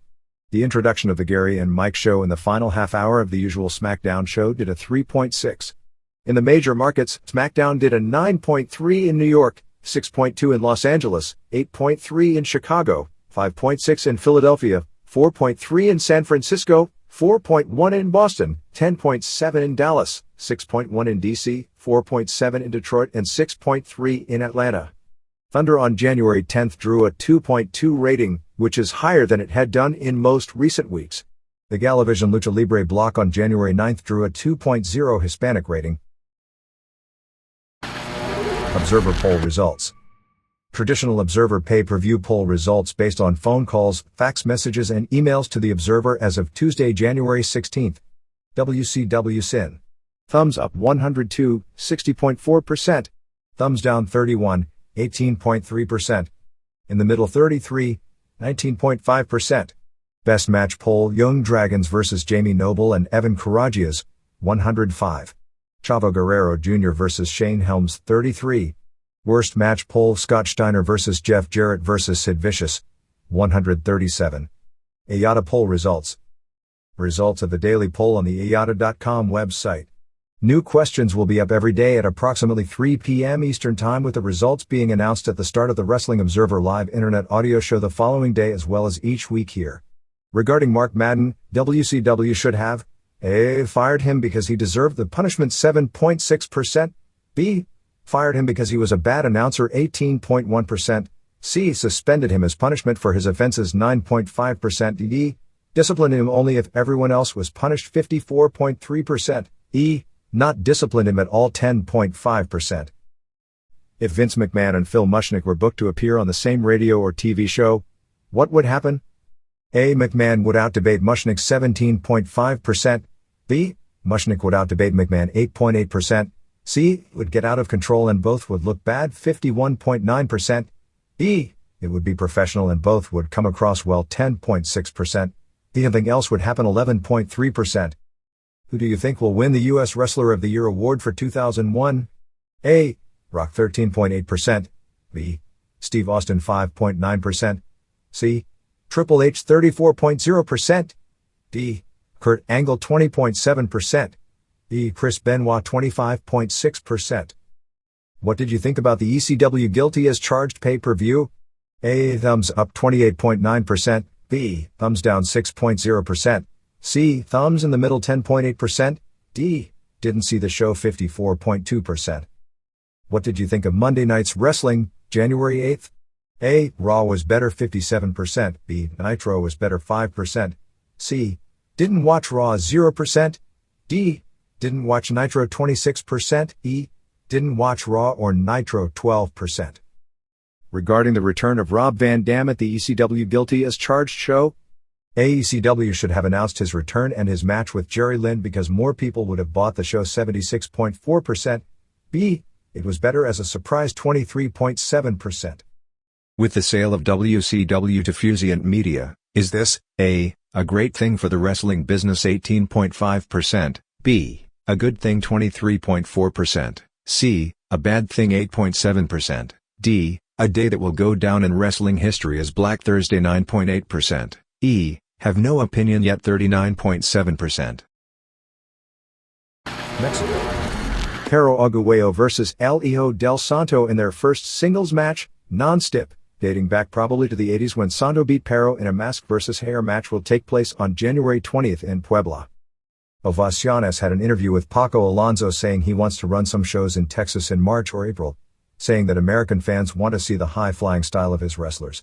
Then, when asked who would be on the cards, the names he mentioned included Los Hermanos Dinamita and Rayo de Jalisco Jr., which if you've seen any of them in the last decade, hardly qualify as high flyers. Apparently the Legends match on January 5th in Tijuana, where Santo and Mascaras and Ray Jr. and Aguayo formed a team, was said to be really hot, with Santo and Ray carrying the action, and Mascaras, at age 62, did a plancha. The finish was actually a DQ when Mascara Anno 2000 and Universo 2000 interfered. At one point when Juvie was beating on Ray after the match, Chuck Palumbo ran in for the save. What was he doing in Tijuana? Palumbo could be a star in Mexico, although being a star there doesn't mean much in the way of money, as with a strong gimmick, a big American who is at least acceptable worker can get heel heat pretty easily.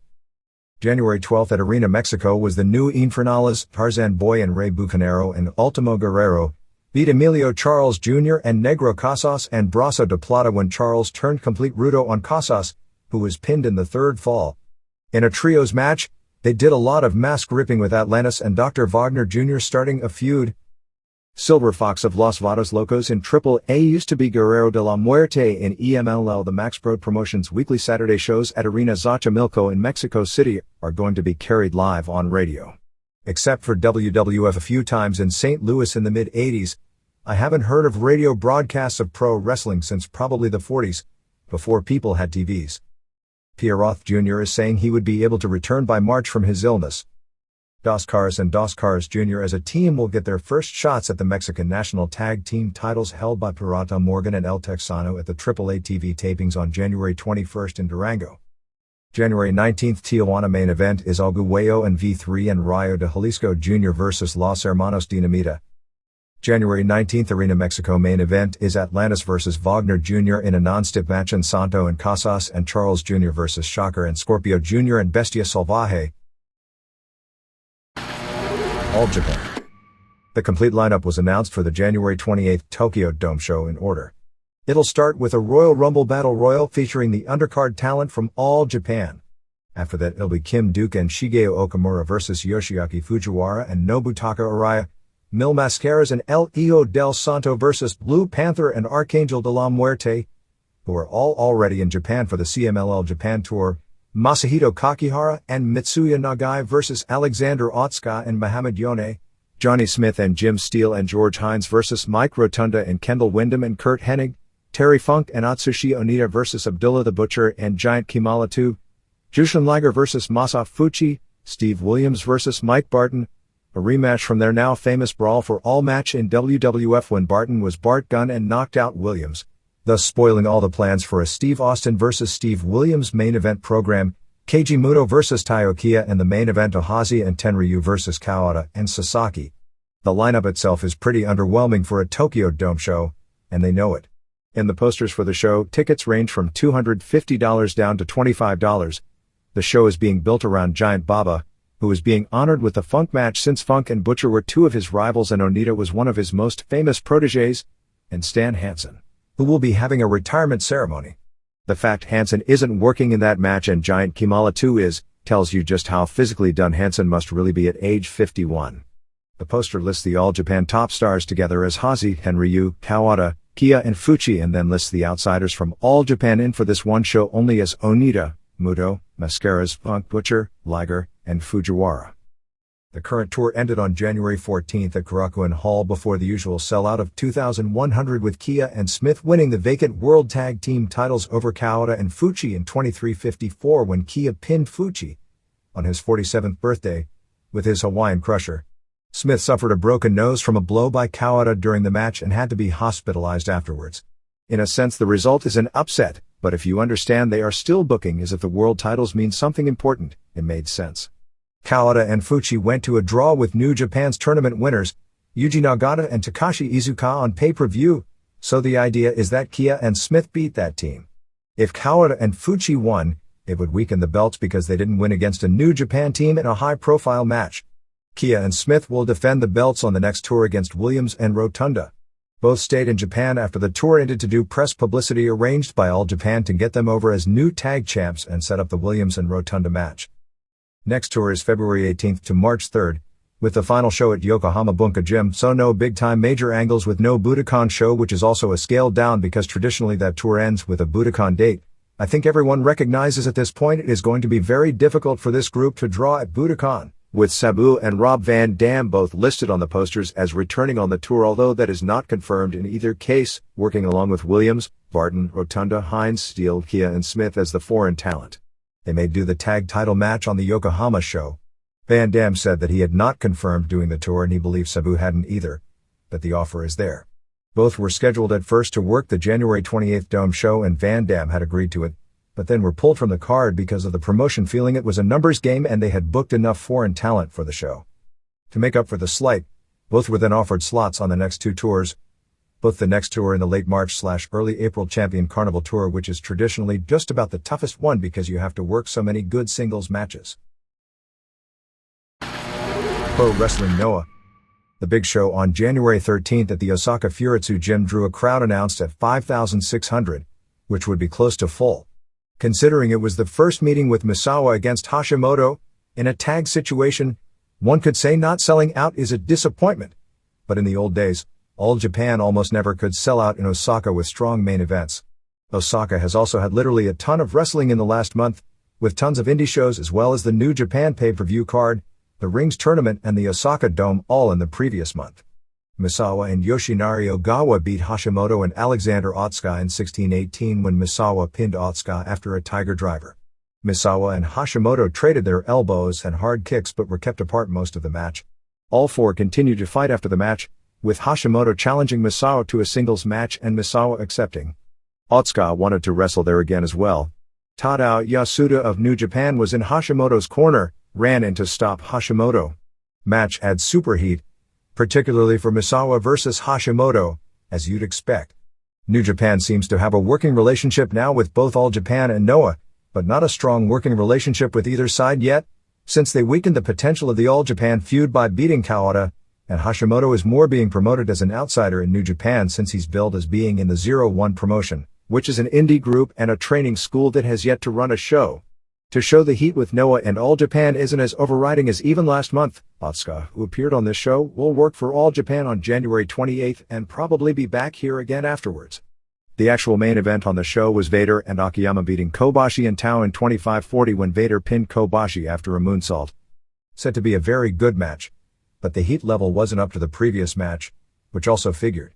Vader slipped off the ropes the first time when he tried the moonsault for the finish. Overall, the spot show crowds have not been strong now that the novelty of them being a new group is gone. Lots of complaints about the lack of imaginative booking, although that was how All Japan did it in its heyday. But the typical six-man tag main event where the young guy or lesser star does the job which may have worked when the headliners are super hot doesn't work now. This group has also opened up a working agreement with IWA, a small indie group which is running its biggest show on February 4th at Yokohama Bunka Gym. They're sending a pure Noah match with Daisuke Ikeda and Ogawa versus Satoru Asako and Takao Mori, and an interpromotional match with prelim wrestlers Kenta Kobayashi and Namichi Marufuji against Asian Cougar and Great Takeru of IWA. It is also believed that Amori, stemming from his match with Hashimoto, will work a program with Hashimoto both on Hashimoto's own indie shows, but also work an angle in New Japan. New Japan. Lineup for the February 18th pay-per-view show from Tokyo Sumo Hall is Sasaki vs. Otani for the IWGP Heavyweight title as a way to establish Otani in the heavyweight division right away. Muto vs. TBA won't be announced until the day of the show. Choshu and Kenzo Suzuki vs. Tenzan and Kojima. They now want to save Choshu vs. Hashimoto rematch for a dome show. Interpromotional with All Japan with Iizuka and Nagata vs. Masahito Kakihara and Mitsuya Nagai, Super J vs. Nakanishi, Super Strong Machine and Koshinaka vs. Yoshi and Liger, and 3 more matches. Choshu will also work February 4th in Sapporo in a tag match with Suzuki, trying to give Suzuki the rub against Hiro Saito and Goto. As you can imagine, with all the stresses going around the American industry and people looking for work, there's probably more interest among American talent in going to Japan now than at any time in the past several years. In the 70s and 80s, when, comparatively speaking, wrestlers didn't make anywhere close to the money the big names, at least, make today, there were far more guys earning a living in wrestling, but only a handful were making big money. Japan was the place for a lot of guys, and Japanese tours used to have different foreigners every month. Guys like Hogan, Brody, Andre, Funks, etc., who were the biggest draws in the US in the pre-MC Mahan expansion days, would work 16 weeks a year in Japan, and other big stars loved the tours because the money was so good. Times changed when WCW and WWF wrestlers started getting paid better, and WCW, which had a working relationship with New Japan for many years, had its wrestlers resent and hate going because they didn't earn any extra money. They earned their WCW contract money, would be away from their family for weeks at a time, and the different style, when not used to it in Japan, led to a higher injury rate. Now, many people are back looking at Japan, and without much luck. New Japan is trying to cut back its foreign talent budget in 2001 because its business isn't going to come from bringing in Americans, but by doing interpromotional angles with Japanese. Bischoff did have a relationship with New Japan, so something may happen. There are still guys like Goldberg who for a Tokyo Dome show would probably mean something, at least once. Tons of guys let go from WCW, and current ECW talent has been trying to get deals, many with All Japan. The reality is that unless they worked there in the past or were stars in the 80s, the All Japan management doesn't even know who anyone is, so it's very difficult to get them, with their own uncertainties about the future, to bring almost anyone new in. FMW is on a tight budget. Most of the companies aren't doing well enough to add full-time Americans to their roster. Noah will have an influx of money in April from NTV with a TV contract, but Misawa only wants to use Americans that he knows well and personally feels comfortable in dealing with. It is expected that Fujinami and Masa Saito will have a meeting at some time in the near future with Bischoff, but no date has been arranged as of yet. New Japan's office was closed last week because, due to promoting the Tokyo Dome, nobody got any vacation over the traditional holidays. It reopened on January 15th, and all the major power brokers had the booking meeting. Reopening the relationship with WCW because they've worked with Bischoff was one of the major topics. Masa Saito and Bischoff had been in communication for the past few months and pretty well agreed they'd open up business relations when the deal was done. A meeting would likely be held when both sides can free time in their schedule, either for Bischoff to fly to Tokyo or for Saito and others to fly to Los Angeles. They also discussed contracts, as they will start signing wrestlers to one-year deals over the rest of this month. There is talk that Yasuda won't sign, and this could be an angle to allow him to go with Hashimoto as a freelancer. Kenzo Suzuki, Wataru Inoue, Hiroshi Tanahashi, Sasaki, Akira Nagami, Michiyoshi Ohara and Katsuyori Shibata all signed on January 16th and January 17th, as well as Ref Hiroyuki Uno. Chono will miss some shows because of broken ribs suffered in the Tokyo Dome match with Sasaki, and is scheduled to return on the February 3rd show in Sapporo. Sasaki did a live TV interview on January 16th, saying his right arm is still hurting from throwing so many stiff lariats on the January 4th show. He was asked about a challenge made by Grant Hamada, who said that he and daughter Ayako would like to wrestle Sasaki and his wife, Akira Hokuto. Sasaki said that he respected Hamada and would enjoy doing the match, and said he'd like to stay in wrestling long enough to form a tag team with his baby son, but doubted he'd last that long. They asked him about defending the title against people from the Pride promotion. He said that he wasn't going to appear on a Pride show, but if they came to New Japan, he would wrestle them. In a big surprise, the January 13th TV show, instead of airing more matches from the Tokyo Dome, aired 1 hour of stuff from the Inoki December 31st Osaka Dome card, airing Muto and Takada vs. Shamrock and Fry, Kashin vs. Sakuraba, and Coleman and Kerr vs. Iizuka and Nagata. What is really interesting about this is every match ended with a New Japan guy doing the job for a shooter. Other Japan notes. CMLL Japan has a tour from January 27th to February 4th with Mil Mascaras, Dos Caras Jr., Shocker, Rayo de Jalisco Jr., Brazo de Plata, El Hijo del Santo, Blue Panther, Arcangel de la Muerte, Shocker, Ricky Marvin and others. I was reading Wrestling International News magazine and there was an article talking about Alexander Karelin failing to impress people when he tried Vale Tudo, using his rings match with Akira Maeda as evidence because he was unable to control his smaller opponent on the ground. Whether Karelin would have done well in Vale Tudo is unknown unless he trained for it and competed in it, but using the fact he did a pro wrestling match which looked real as evidence of anything having to do with real fighting doesn't tell any story. There was a tease at the Michinoku Pro Show on January 14th in Sendai that Dick Togo and the other wrestlers who left Osaka Pro and haven't worked since, Naohiro Hoshikawa, Masato Yakashiji, may be coming back to Michinoku. Mayumi Ozaki beat Asia Kong on January 14th at Korakuen Hall to win the title for the GIA promotion in 1502 before a sellout 2,200 fans. Also on the show, the Crush Gals went against each other with Linus Asuka and Sugar Sato over Chikeo Nagashima and Chigusa Nagio when Sato pinned Nagashima. FMW ran its second pay-per-view of the year on January 16th at Korakuen Hall. In the top matches, a man versus woman match saw Naohiko Yamazaki beat women's star Kyoko Inoue when Azusa Kudo, a guy doing a Goldust-like gimmick that he's a woman, choke-slammed Inoue. They had an interpromotional match with Masato Tanaka and Geto Injado beating Kentaro Kanemura, who teamed with Big Japan's Ryuji Yamakawa and Men's Teo, replaced Tomoaki Honma who has some illness and is being undisclosed, which is never good, but he was there and introduced Teo. Goemon and Onryo beat Chris Candido and Pat Tanaka in a good match when Goemon pinned Tanaka. The main event was a weird single stipulation match with Koto Fuyuki versus Tetsuhiro Kuroda. If Fuyuki won, he would have to retire and Kuroda would have to marry Kyoko Inoue. If Fuyuki lost, he would have to divorce his wife and Kuroda would get to marry her. So Kuroda cost himself his career and saved his marriage when Mammoth Sasaki's attempt at interference backfired after about 30 minutes. After the match, all the heels, Fuyuki is now a face, destroyed Fuyuki who was left a bloody mess. Just what wrestling needed this week was another fake retirement angle. Next pay-per-view is February 6th from Korakuen Hall, which apparently will be the Kuroda-Inoue marriage. Here and there. Urban Wrestling Alliance announced that it would be starting on BET in a Wednesday night time slot at 8 p.m. on January 17th, and will also have both Friday and Saturday replays of the show. However, BET officials were claiming no knowledge of this. I was told the first 2 episodes of that show if does air are not that good, but from about the 3rd week on they improve. They are scheduled at this point to have a January 21st taping at the Olympic in Los Angeles, although that could be postponed. I know it sounded ridiculous from the start, but the story actually made the rounds. But there is zero truth to the idea that Jim Cornette was going to book a new company in California using Japanese talent. Cornette is one of the few people in wrestling today who actually has his dream job. He works with hungry people who are enthusiastic. He gets to book television and house shows without the pressures of having to turn a profit, and the job requires virtually no travel since Ohio Valley runs its 4 shows a week all in the Louisville area. The January 6th Hiram Bithorn Stadium in San Juan WWC show actually drew a lot closer to 5,000 than the 11,850 figure that the promotion released.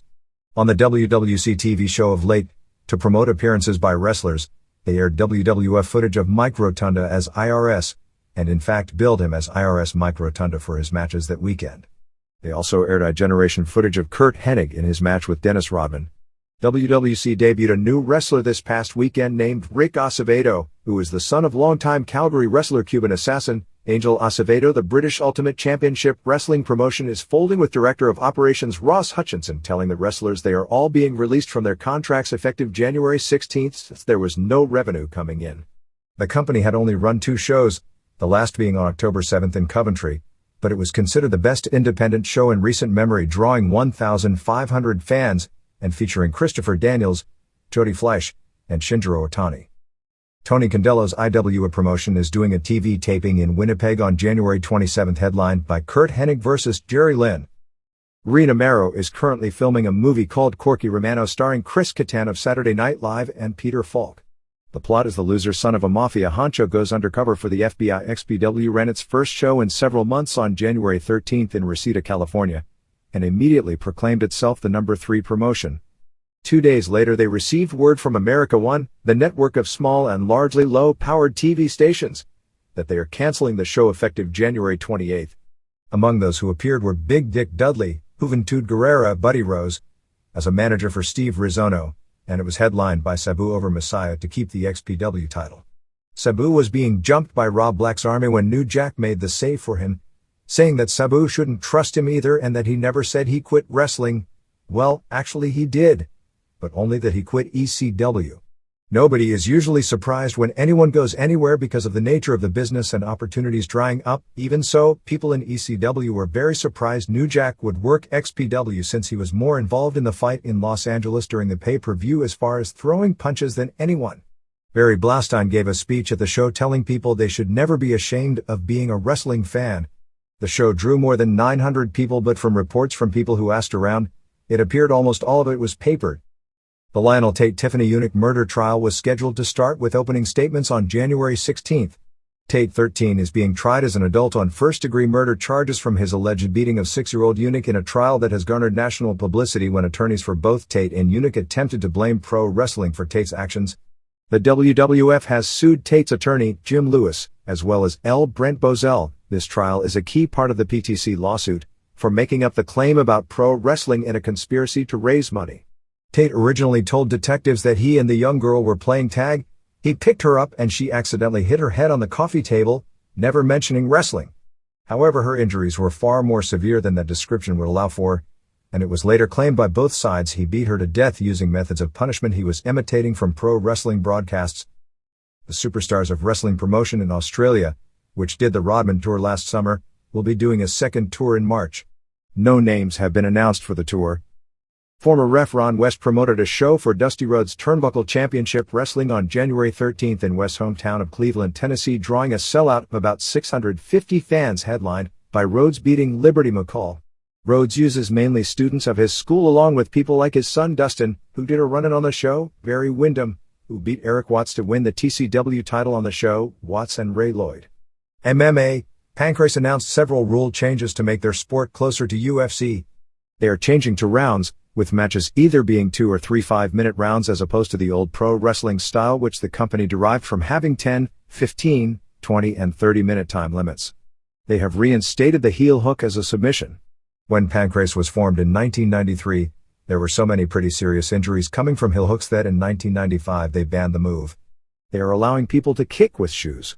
Pancrase also wants to send Kengo Watanabe, a former rugby star with a lot of charisma, but a record only so-so as a fighter, to UFC shows this year in both Japan and the US.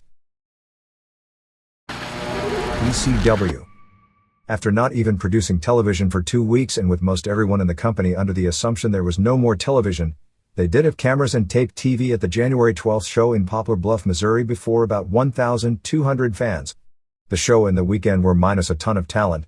Van Dam, who only came back for the pay-per-view and was never to appear, headed the list, which included Lynn Corino, Cash, Dawn-Marie, Diamond, Swinger, Graziano, Emmerich, Mahoney, Whipwreck, Sinister Minister, and Roadkill. Corino was still being advertised on local radio the day of the show, but none of the others were. Something happened between Corino and Paul Heyman on Wednesday, which may have involved Corino asking for his release and being turned down, and then Heyman pulling him from the show since they were only going to fly 16 guys out, and Corino, when asking for his release, suddenly went in 1 week from world champion to number 17 on the roster. There is also heat stemming from the pay-per-view since Heyman wanted Corino to juice in the three-way, and Corino asked how much he was getting paid, and was told the check he'd get was for 1 week and he said he wouldn't. Few, if any, of the others were expected to appear in the first place. There was talk during the week of Tajiri and Crazy not going, but Victor Quiñones told them they should go even if they didn't think they were going to get paid as a favor because things were tough for Heyman, and he was the one who made them stars in the US. Both are booked on January 20th for a Combat Zone wrestling show in Delaware. Several of the undercard guys actually drove in to make the shots. The show the next night in Pine Bluff, Arkansas was weird, because they did a big farewell in the ring, and nearly everyone was crying backstage saying their goodbyes after the show was over. It was described as really weird, because emotion got to everyone with the idea that ECW may really be done this time and the various people who had worked together may never see each other again. Yet at the same time, perhaps because nobody wanted to jinx things, everybody still was saying in the midst of their crying that they believed Heyman would pull something out at the last minute, But the feeling was that deep down everyone thought it was like this was it, but nobody wanted to admit it. Dreamer, who ran the shows, told everyone that there was still a pay-per-view on March 11th. If it was the last show, it was weird to have it in a market the company has never been to in the middle of nowhere with half the crew missing and no Heyman, as opposed to if there is a final show, having it at the ECW arena. Some people in the company were speculating that perhaps they would put on a show at the arena as a farewell show if it's really done, although that announcement would be the admission that Heyman and nobody else wants to make, while any possibilities of a deal are still in the air. The final match in Pine Bluff saw Credible first beat Sandman, and then the two had a Hardcore Rules rematch immediately, which Sandman won. The two hugged in the ring when the match was over, despite their heated feud. As Credible was leaving, Dreamer came out with trash cans filled with beers and the entire locker room came out, drank beer and hugged each other and cried. When that ended, backstage, there was even more crying and saying goodbyes. At the TV taping, York and Matthews beat FBI. They did a Danger Zone segment with Louis to set up a street fight with Victory versus Anderson, which was double juice, and end with Spike Dudley and Dangerously both interfering, and Dudley did the acid drop on Anderson and Victory pinned him. Tajiri beat Crazy in what was billed as an ECW tag team title match, during and Nova came in as the championship team beating Dinero and Money. They announced Roadkill had transportation problems. Dreamer pinned Credible, and after they went back to the Credible Francine angle, which ended with them arguing, Credible grabbing her by the hair, but she gave him a low blow and cut a promo on him and left. Main event was Rhino keeping what was called the ECW Unified World title, pinning Sandman after the piledriver. Van Dam on Wrestling Observer Live on January 16th said that doing the pay-per-view was a deal he went to ECW with because he'd been out of the ring for 3 months and wanted to wrestle in front of ECW fans. He said that he and Heyman reached an agreement on money to work just the one show as a one-time thing, which may make some in the ECW locker room mad that he was put over in the main event Overlyn when he had only agreed to do one date, and that their issues over past due money would continue, but they'd work together on this show. Heyman agreed, and it was actually one of the few pay-per-view events Van Dam has worked that he's been paid for. Van Dam said that all the previous money issues remain, but that he would also do open for doing it again. Van Dam said that he doesn't want to wrestle an indie schedule full-time, and even though he enjoys attending the UPW shows as a fan, he's only planning on working the January 31st show against Christopher Daniels, and said most likely it would be the only show he would work for the company. He wants back with one of the companies full-time within a few months. His most preferred choice would be ECW if their financial situation was under control, and that he has yet to speak with WWF. His agent, Michael Meltzer, has talked with Jim Ross, and hadn't spoken with Bischoff in a long time. There are several key ECW wrestlers that have negotiated with iGeneration Wrestling, some of whom are ready to sign contracts, if only because they are looking for an income source. iGeneration probably won't be making any moves unless or until it gets a television deal. As another bad sign, there was no TV this week in Philadelphia. The TV title belt itself was stolen a few weeks back, which is why Rhino on the pay-per-view before winning the world title didn't have it with him. Missy Hyatt worked the pay-per-view basically trying to get herself back in the picture due to her book, which is being released by literary heavyweight Simon & Schuster later this year. The use of the razor wire in the Dreamer-Anderson pay-per-view match surprised everyone because the New York State Athletic Commission doesn't allow barbed wire usage in pro wrestling. Anderson's legs went numb in a scary situation working an indie show on January 10th in Canton, Ohio. Anderson was wrestling Lodi, and after a low blow spot, suddenly his back went out. He called for the finish immediately and Lodi pinned him. He laid in the ring for nearly 10 minutes, but was later able to walk out of the arena, but he seemed both scared and nervous. Crowd live in the building thought it was all a work. As it turned out, he still wrestled 2 nights later for ECW. WCW. Nitro from January 15th in Fort Wayne, Indiana had both very strong and very weak points. The strong points were the work rate of the wrestlers. Everyone had their working shoes on. The guys who usually have lousy matches actually had decent to good matches. The guys you'd expect to have good bouts had closer to excellent bouts.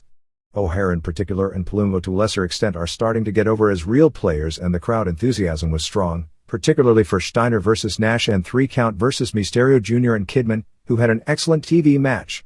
The bad news is from a booking standpoint. The product showed no improvement or building for the future. The opening segment was just like the last Bischoff/Russo return with new sides being drawn. Instead of New Blood versus MC, it's Flair's team against Nash's team. And all the big-time players on both teams with only 2 exceptions were either past 40 or closing in on it. but hopefully that will be rectified, in particular with O'Haire moved up. The good guys were led by Nash, Page and Rick Steiner, with virtually no build-up as they just needed to find a slot for him after changing his angle, while the bad guys were Flair, Animal, Steiner, Bagwell, Luger, and Jarrett. This was the perfect opportunity to put new faces, whether it be Awesome Conan, who should be apart from the FAs because they seem to be keeping the cruiserweights in their own division, which is a positive, Rection or O'Haire in with the big boys instead of guys like Animal or Rick Steiner who serve no purpose and just serve as blocks. This is a term from when New Japan was wanting to get rid of some good talent that had good matches and was closing in on 40, and I couldn't understand why, and it was explained because their star power blocked the ascension of the younger guys, and that's the lifeblood of the business, by the way. They couldn't pull the trigger on those guys, and the problems they expected kind of happened, which stagnated in particular Iizuka until this year. Nagami, who is a great talent with lots of charisma, although his problem is he's only working part-time, even to this day. The opening segment had all the guys mentioned come out, with the heels doing a mock funeral of Goldberg's career. Flair just showed up as a heel as if everyone had read the internet that he turned and he was the one who screwed Goldberg, and it wasn't that Animal and Steiner conspired against Flair, but that Flair was in on it. He did explain that much on TV, but he never explained to the actual fans why, although he did explain that it was a long-term plan. The segment lasted 30 minutes and could have taken half that time. The mic work couldn't touch WWF segments of the same length, and they're too long as well. Much of the show consisted of bumpers of Flair trying to recruit people to join the team. The problem is the last time Flair was commissioner, Basic came sole, just a semantic change as CEO, and went heel in early 1999. That was the exact period the ratings and buy rates started their freefall under Nash. Flair is great at the mechanics of being a heel because of all his experience, and as an actor in that role is, when inspired, phenomenal. The only problem is nobody wants to boo him, because he's in his 50s and everyone respects what he's done. Whenever they turn him, they just castrate his value. In 1999, he is a face, was worth about a 500,000 viewer bump in audience every time he was a focal point of the show. As a heel, his value to the ratings was tiny, and the overall show ratings plummeted during that period. I always point to the Pero Aguayo comparison in Mexico. Aguayo was a heel most of his prime career, but when he got old and went face, even when they tried to turn him, it never worked, because he was the living legend by then, so they never fought it, and from his mid-40s to mid-50s was actually the biggest drawing card in the entire country most of that time. Right now he actually could go heel because he's finally got the people pissed at him over the bogus retirement deal, but this is the first time he could have effectively done that since probably the mid-80s. The biggest problem with the Flair as a heel role not working is the person who doesn't recognize it more than anyone is Flair himself, and since he can talk with management so well, he always convinces them he's ready for his next heel run because technically in that role he can put faces over better than almost anyone, which is true. It's just that it's not what people want to see. Watch next week in Winston-Salem and see how dead it is when they come to see a product where they are supposed to boo Flair. Ultimately, Steiner may end up as the leader of the group. Flair tried to recruit Crowbar, who turned him down. Guerrero pinned Crowbar with a brainbuster to keep the cruiserweight title. Guerrero came across like an undercard superstar in this match. Crowbar's punch/kick offense needs work, but he works hard and did a great Northern Lights suplex spot for a near fall as well as a splash off the apron to the floor. Daphne has got to go. Luger recruited Bigelow. Well, he does fit the age requirement. Mysterio Jr. and Kidman beat 3 count in about as good a match as you can put on in just 3:15. Incredible dives and great wrestling. Moore was the best performer on either Monday show, and Mysterio Jr. did a corkscrew quebrada, the riskiest move he's done in a while, and with his knees, that was kind of scary to watch. Not only that, the crowd popped huge for the finish with Kidman using the Kid Crusher on Helms. Team Canada came out for a 3-on-2 on the FAs and Conan never showed up for the save. Storm tried to set up Awesome vs. Kidman in a hair versus hair match for later in the show. Kidman agreed to it. After the commercial, Team Canada attacked Kidman some more. The doctor told Kidman he couldn't wrestle, so Conan agreed to take his place. When it was noted that Conan had no hair, he agreed to wrestle with Kidman's hair at stake. Flair tried to recruit Guerrero, talking about old-time drinking binges he used to go on with Chavo's father. He didn't make a decision. O'Haire and Palumbo beat Chronic in a tag title match. They got about as good a match out of Chronic as you can. To Chronic's credit, they worked harder knowing everyone's job is on the line. Adams even did his first high drop kick since the 80s and Clark did a rolling body block off the apron. Match went 7:25, and if you consider the Mysterio match went 3:15, and what makes sense for both matches, you see a problem. O'Haire looked great, in particular doing a backflip off the top rope and following it up with a crescent kick. Adams tried a super fisherman buster that was so clumsy that I was scared in the landing he was going to wind up like Sid.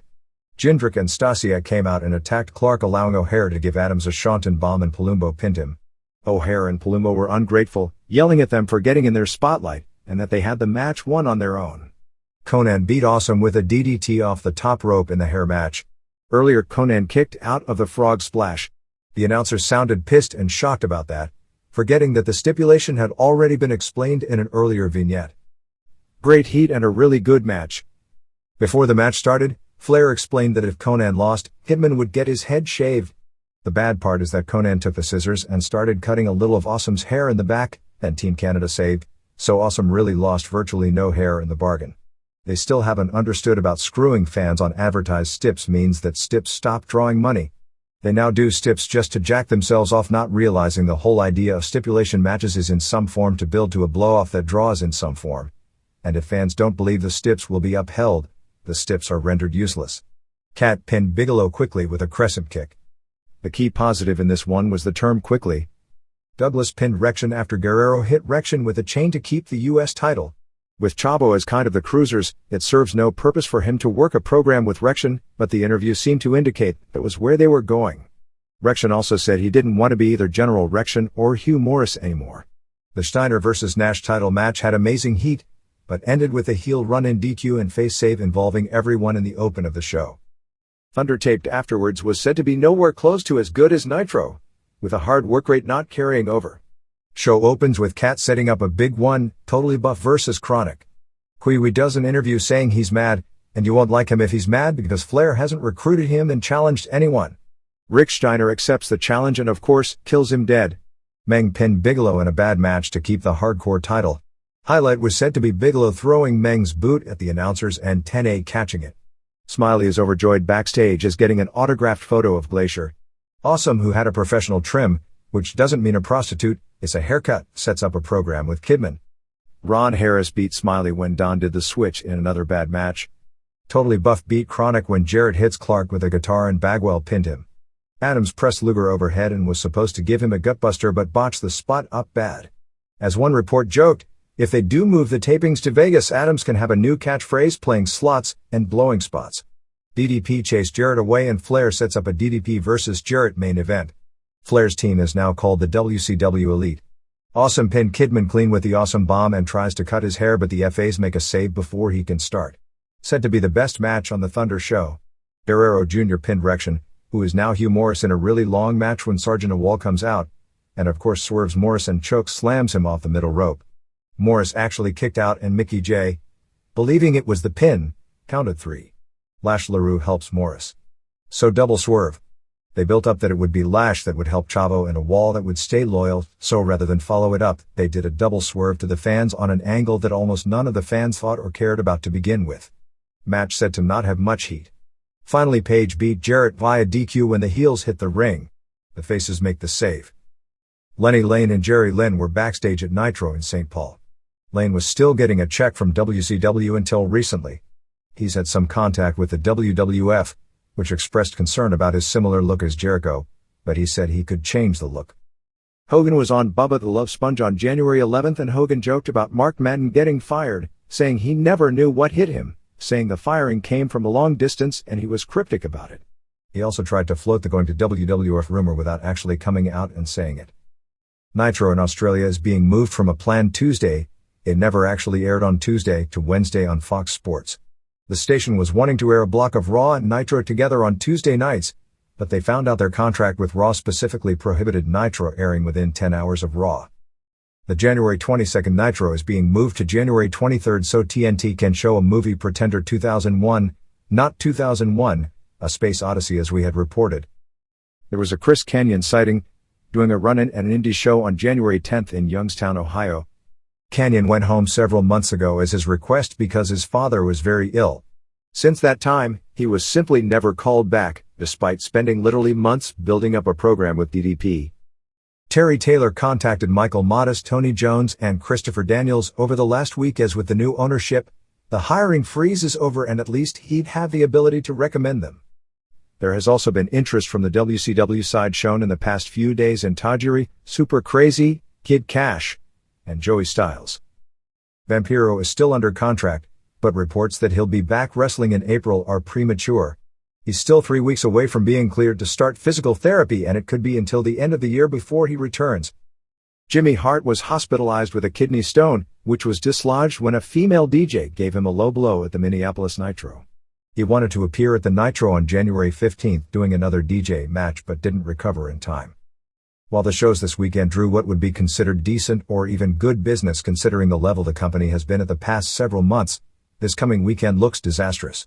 A house show in Columbia, South Carolina has sold less than 600 tickets, while the Nitro/Thunder taping on January 22nd in Winston-Salem has sold about 800 tickets. It isn't expected that there will be another decent house until the Super Brawl pay-per-view on February 18th in Nashville. Beginning with this week in Australia, Nitro is going head-to-head with Thunder in Australia. Nitro's move to Wednesdays at 11 p.m. on the Fox Sports channel goes head-up with Thunder on C7 Sports. Nitro/Thunder tapings in Fort Wayne, Indiana drew 4,836 total, which was 3,555 paying $91,645. WWF. The December 2nd Rebellion pay-per-view in the UK drew a phenomenal 165,000 buys, making it the most watched pay-per-view of any kind ever in the UK, even beating the biggest boxing matches. Not sure how many homes have pay-per-view capability in the UK, but from a pure buy rate number, I'm sure it blows away the US numbers, being that the UK population-wise is so much smaller than US and Canada. Snow was injured in an automobile accident over the weekend at his home in Lima. Real name Alan Sarvin, 37, he was driving his truck when a car with 3 teenagers swerved to the wrong side of the road and hit him head-on. His truck was totaled. He escaped with relatively minor injuries, a neck brain and a broken knuckle in the same hand that he had suffered the cracked wrist in when his hand shattered with windshield. Raw on January 15th in Milwaukee was decent, but suffered from too much Stephanie/Triple H overload. The two of them were in 10 segments total. I can handle Stephanie and she's got star power and all, but not for the amount of time she's out there. Triple H is great and all, but I didn't even want to see him by the time he came out there for the main event. Hardys and Lita beat Venus and Richards and Ivory. When Chyna came out, Ivory was stunned, turned around and Lita pinned her with a twist of fate. Fast-paced good match. It's not exactly a revelation at this point, but Venus is very underrated in the ring. Triple H was with Stephanie. They showed Vince on the big screen and you want to say XFL product placement. He had the football in front of him, the logo in the back, and was wearing a jacket, and talked about being busy with XFL meetings and couldn't be at the show. He said if Austin hit Triple H, he'd be out of the Rumble, but if Triple H attacked Austin, he'd also be off the card and lose his title shot. Triple H spent the show trying to come up with a scheme to manipulate Austin to hit him. Angle came out. Nobody knew exactly how to take him, since Triple H was clearly a heel and Stephanie had the hair with major wave, but they still don't like Angle and he only got a few cheers. He brought out Stratus. When Stephanie announced she was putting Stratus in a match with Jackie, there was no pop at all. Raven vs. Test for the hardcore title ended up with Bob Holly and Blackman involved. Finish saw them backstage and Regal, out with a neck injury, hit Test with a foreign object, allowing Raven to get the pin. Raven then left in the getaway car while Blackman and Holly blamed each other for costing them the match and issued a challenge after. Rock did an interview and brought up Martin Luther King Jr. It was funny to see WWF dedicate the show to King, given the WWF's less than stellar record with negative racial and ethnic stereotyping over the years. In what amounted to the old Mexican Parejas Increíbles deal, Undertaker and Rikishi beat Rock and Kane in a long match that was pretty bad. Kane turned on Rock and choke slammed him, then left. Undertaker was supposed to pin Rock after a last ride, which he did, but he totally lost Rock the first time, probably because Rock didn't go up for it. Undertaker looked majorly pissed off legit, considering he just won, knowing that he looked so bad looking like he couldn't even do his own finish. They teased the idea that Undertaker and Kane may work together as an unstoppable force at the Rumble. Benoit did an interview standing on a ladder. He didn't come across as a star. Jericho came from the crowd and shoved the ladder down and Benoit took a throat bump on the top rope and Jericho cleared the ring with a ladder shot. Edge and Christian lit up the Dudleys with chair shots backstage, injuring them so they couldn't participate in the main event. They did the stereo chairs on Devon. Some complained at how obvious it was the chairs were hitting each other or the walls for sound as opposed to the Dudleys' head, But that's the idea, is to make noise and not actually hurt the other guy. Bob Holly versus Blackman was just a mess. No heat. Ref Teddy Long walked off and told the other refs not to come to the ring because it was dangerous. Blackman had the match won and was mad because no refs would count. Holly hit Blackman from behind with a sign and his music played. Stratus versus Jackie ended up as a belt whipping match. Angle came out and was pulling Stratus away while Jackie grabbed her pants, and what do you know, the pants came off, revealing the black thong, and Jackie whipped her a few times with the belt before Stratus was dragged off. Taz and Kaientai beat K Quick and Too Cool. Quick did that flip out of the corner after SmackDown, where he messed it up 3 straight times. I was wondering if he'd try it on live TV. Taz choked out Quick.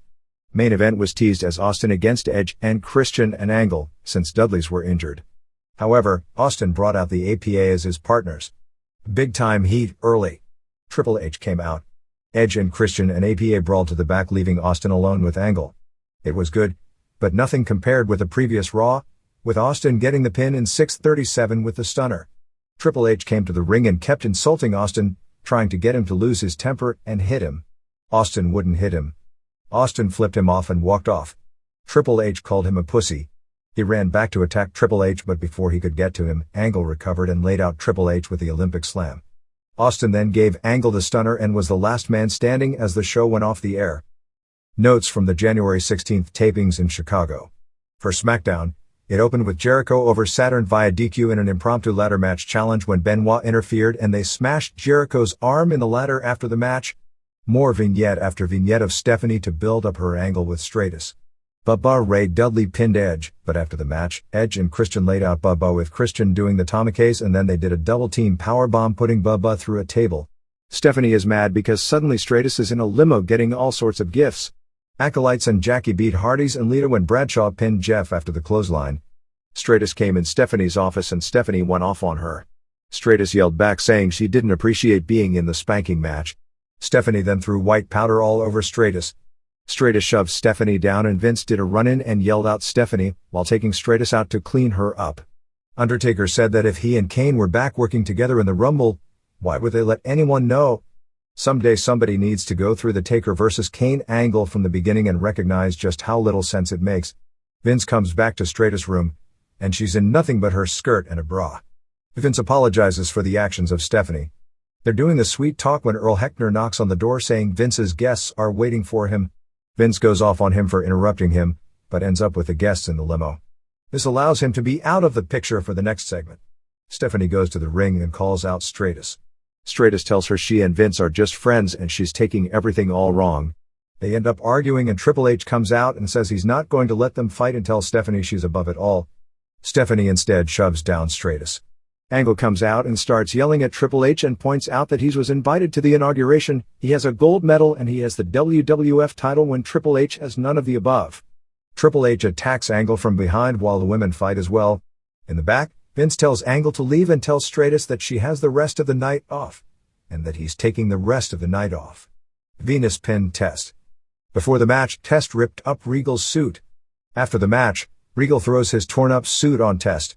Lawler comes out to introduce the Chicago Enforcers cheerleaders and says the XFL is all about football and puppies.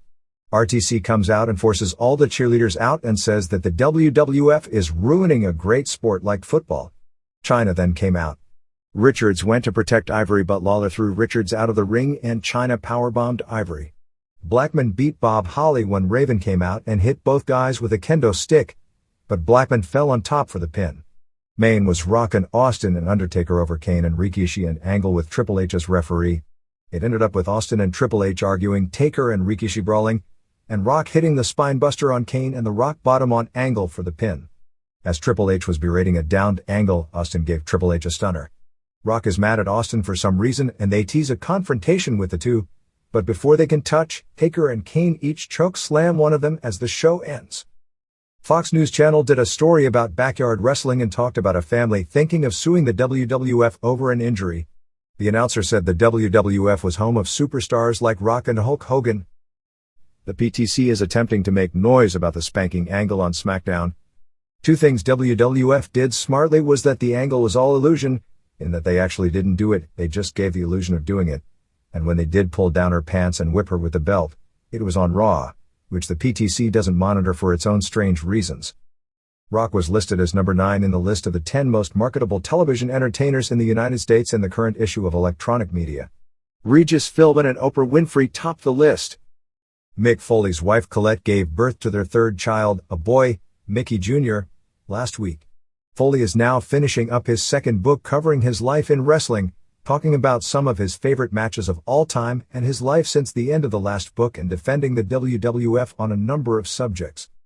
Some Ross report notes, Ross expects Triple H to be the heel in the match with Angle, but also seem to indicate nobody knows for sure how the crowd will react. Guerrero is questionable for the Rumble with his hamstring injury. X-Pac should be available by that time, but they may not put him on the show in order to put more focus on his reintroduction, probably as a face. Hey, remember that X-Pac/Tori Angle? That's one of those WCW deals. Rumble is expected to last about 60 minutes. He indicated there were some problems in Memphis but didn't indicate what they were other than growing pains. He praised Scott Vick and Steve Bradley but indicated many of the other wrestlers under contract in Memphis may be released. Regal was diagnosed with 2 herniated discs in his neck. Snow is ready to return after his cracked wrist. Farouk is still having knee problems after surgery. Rock won't be working any house shows in March due to commitments to the movie Scorpion King. China in press conferences talking about her book said her goal was to get the lead in Terminator 3, which is a movie scripted for a woman lead. The XFL broadcast team on UPN will consist of Craig Minervini doing play-by-play. Some of you may remember him under the name Craig Day Georges as a WWF announcer in the 80s. He now works at the NBC affiliate in South Florida as a sports anchor. Bob Golick of Fox Sports Network doing color. Kip Lewis of the NBC affiliate in Cincinnati as a sideline reporter, and Lee Hawk Reherman, who some of you may remember as the color guy on Roller Jam and as Hawk on American Gladiators, also as a sideline reporter. Reherman came across as one of those Ken doll types who had the look but was the empty package, got mainly bad reviews on Roller Jam. Ross did an interview with John Molinaro on Slam Wrestling talking about Van Dam and Lynn. He pretty well blew off Van Dam more than you'd think he would publicly, saying he only had one conversation with Van Dam's agent, Michael Meltzer, and told him the WWF only had mild interest and that if they had a good offer elsewhere to take it. We haven't had a chance to meet with him or his agent to address some concerns that we have. So as a result of not having the opportunity to meet with him and his representation as of yet, our interest is still where it was at the beginning of the dialogue, mild. I can tell you that we certainly know he is an outstanding in-ring performer. It's just the fact that because of the perception of his attitude, perception being the key word, we really need to address our concerns with him in person, and he needs to be given the opportunity to explain his point of view on this perception. The perception may be wrong, but until we have the chance to sit down and talk with him face to face and give him the opportunity to express himself, we're pretty much where we are. He didn't rule out signing Van Dam, but also pretty much said he wouldn't sign Van Dam or Lynn until the ECW situation works itself out. Basically, WWF won't be signing any of the ECW talent unless ECW officially announces that it is done, which Heyman won't do until there is no hope, and there are still irons in the fire of hope. The belief is, whether true or not, by most in the industry, including Heyman, is that if Bischoff starts negotiating with people like Van Dam or Lynn or other ECW talent, then WWF, out of competitiveness, at that point may drop the idea of not signing any ECW talent. The basic holdup with Van Dam are 2 things. Van Dam worked a few shows with WWF in the spring of 1997 when ECW and WWF did some interpromotional stuff, and Van Dam and Sabu both refused to do certain finishes the WWF had laid out, basically because they felt they were at the time 2 of the main eventers in ECW, and the way the finishes were booked, they would be portrayed as on an equal level to guys who were at the time WWF opening match guys, double count-out finishes to the likes of Road Dogg, before he was pushed, and Flash Funk, who wasn't being pushed and he was asked to do a job for a lower card WWF guy. Heyman thought it would be bad for the perception of ECW, and the interpromotional stuff ended, while WWF's opinion was that they weren't going to make small promotion guys beat their own contracted guys on their own TV. So basically the program never had a chance with that attitude. Heyman babyfaced himself to WWF to maintain their relationship at the time, but it left WWF with a bad attitude toward Sabu and Van Dam. Heyman kept telling Van Dam the entire time he was working WWF to watch his back, saying he didn't want to let them make ECW look bad against WWF guys, and he always considered it a short-term program anyway. When Van Dam met with McMahon, he had a different story. wanting him to lose but saying that he was under the impression Van Dam would come to work for WWF full-time after getting the exposure. As mentioned, the WWF wrestlers, basically to a man that had worked with Van Dam, almost to a man, gave very negative feedback as to his ability, and one of the main priorities of WWF is to maintain as cohesive a working environment as possible, because over the past year or so, a lot of the success of the company has been from that factor because people are for the most part willing to job and sell and make their opponent look good, and that's why a lot of wrestlers have been elevated. Maybe some a little slow for some of our tastes, but if you go back 1 year, they have been elevated greatly. My own feeling is that if Van Dam scheduled a meeting, addressed the perception of him and came in with the attitude of a team player and suggested how he would fit into their environment, because they aren't going to change their environment to fit him, they could be willing to take the chance. Ross, as it pertained to Lynn, basically reiterated what we've already written about. We have a bona fide interest in Jerry Lynn, because we like what Jerry brings to the locker room and his strong work ethic, and he's a very good in-ring performer. Once there's some sort of finality and closure to the ECW thing, then I'm sure we'd probably have more dialogue with Jerry. In the eyes of a lot of people, he doesn't have the marketability of Rob Van Dam, but we think Jerry could make contributions. There's a wrestler that is being trained by a Fa'anawai who looks almost exactly like Rock, to the point that if you saw a photo, you'd swear it was him. Same face, obviously he's groomed himself identical. The only difference is that the guy, called Hamo Bull, is a competition bodybuilder, so he has a better physique, but is also 5'10". The weirdest part of the story is that the guy went to a high school football game in Allentown at the same high school that Rock went to when his father was based in the WWF, and the local newspaper did a story about how Rock was in town to catch his alma mater's game and had quotes from the man, claiming him to be Rock. Lots of WWF talent was brought in for the biggest show in the Memphis area in quite a while, billed as Corinth Chaos on January 13th in Corinth, Mississippi, promoted by Lawler, which drew 2,000 fans, which sounds impressive enough, but it's even more so when you realize the population of Corinth is only 12,000. Main event saw Too Cool over Rodney and Pete Gas. Lawler pinned Richards. Raven beat Crash Holly to keep the hardcore title. Ivory beat Cat to keep the women's title when Victoria interfered. Bill Dundee won a 20-man Royal Rumble which included such names from the 80s as Coco Ware and Robert Gibson. Steve Bradley won the PPW/MCW Unified title over Spellbinder in what was reported as a great match due to Bradley, and the Dupes won the MCW tag titles over Spanky and Shooter Schultz. Spanky Schultz and American Dragon, all from the Shawn Michaels Wrestling School, are known as the Clique, and are managed by Jason Sensation. Lawler wanted to do a spot where you punch the guy in the corner and everyone counts to 10.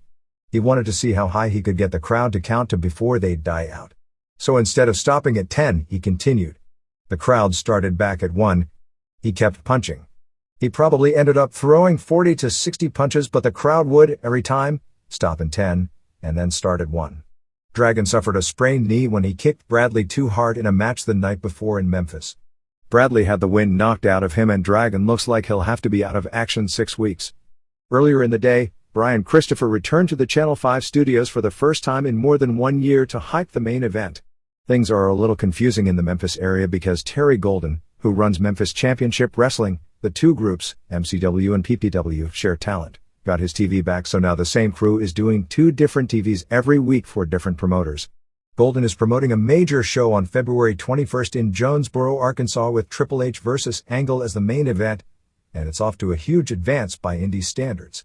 Regal, K-Quick and Lawler will also headline. Just Joe Hitchin, just started here this past weekend. Russ and Charlie Haas started the week before. They have some good things going for them. From all reports, they are very good in the ring, although they need work on interviews. Also, they are from Oklahoma and they both have good amateur wrestling backgrounds. XFL is going to start a major promotional campaign because with just a few weeks before the season openers, most of the markets have disappointing sales.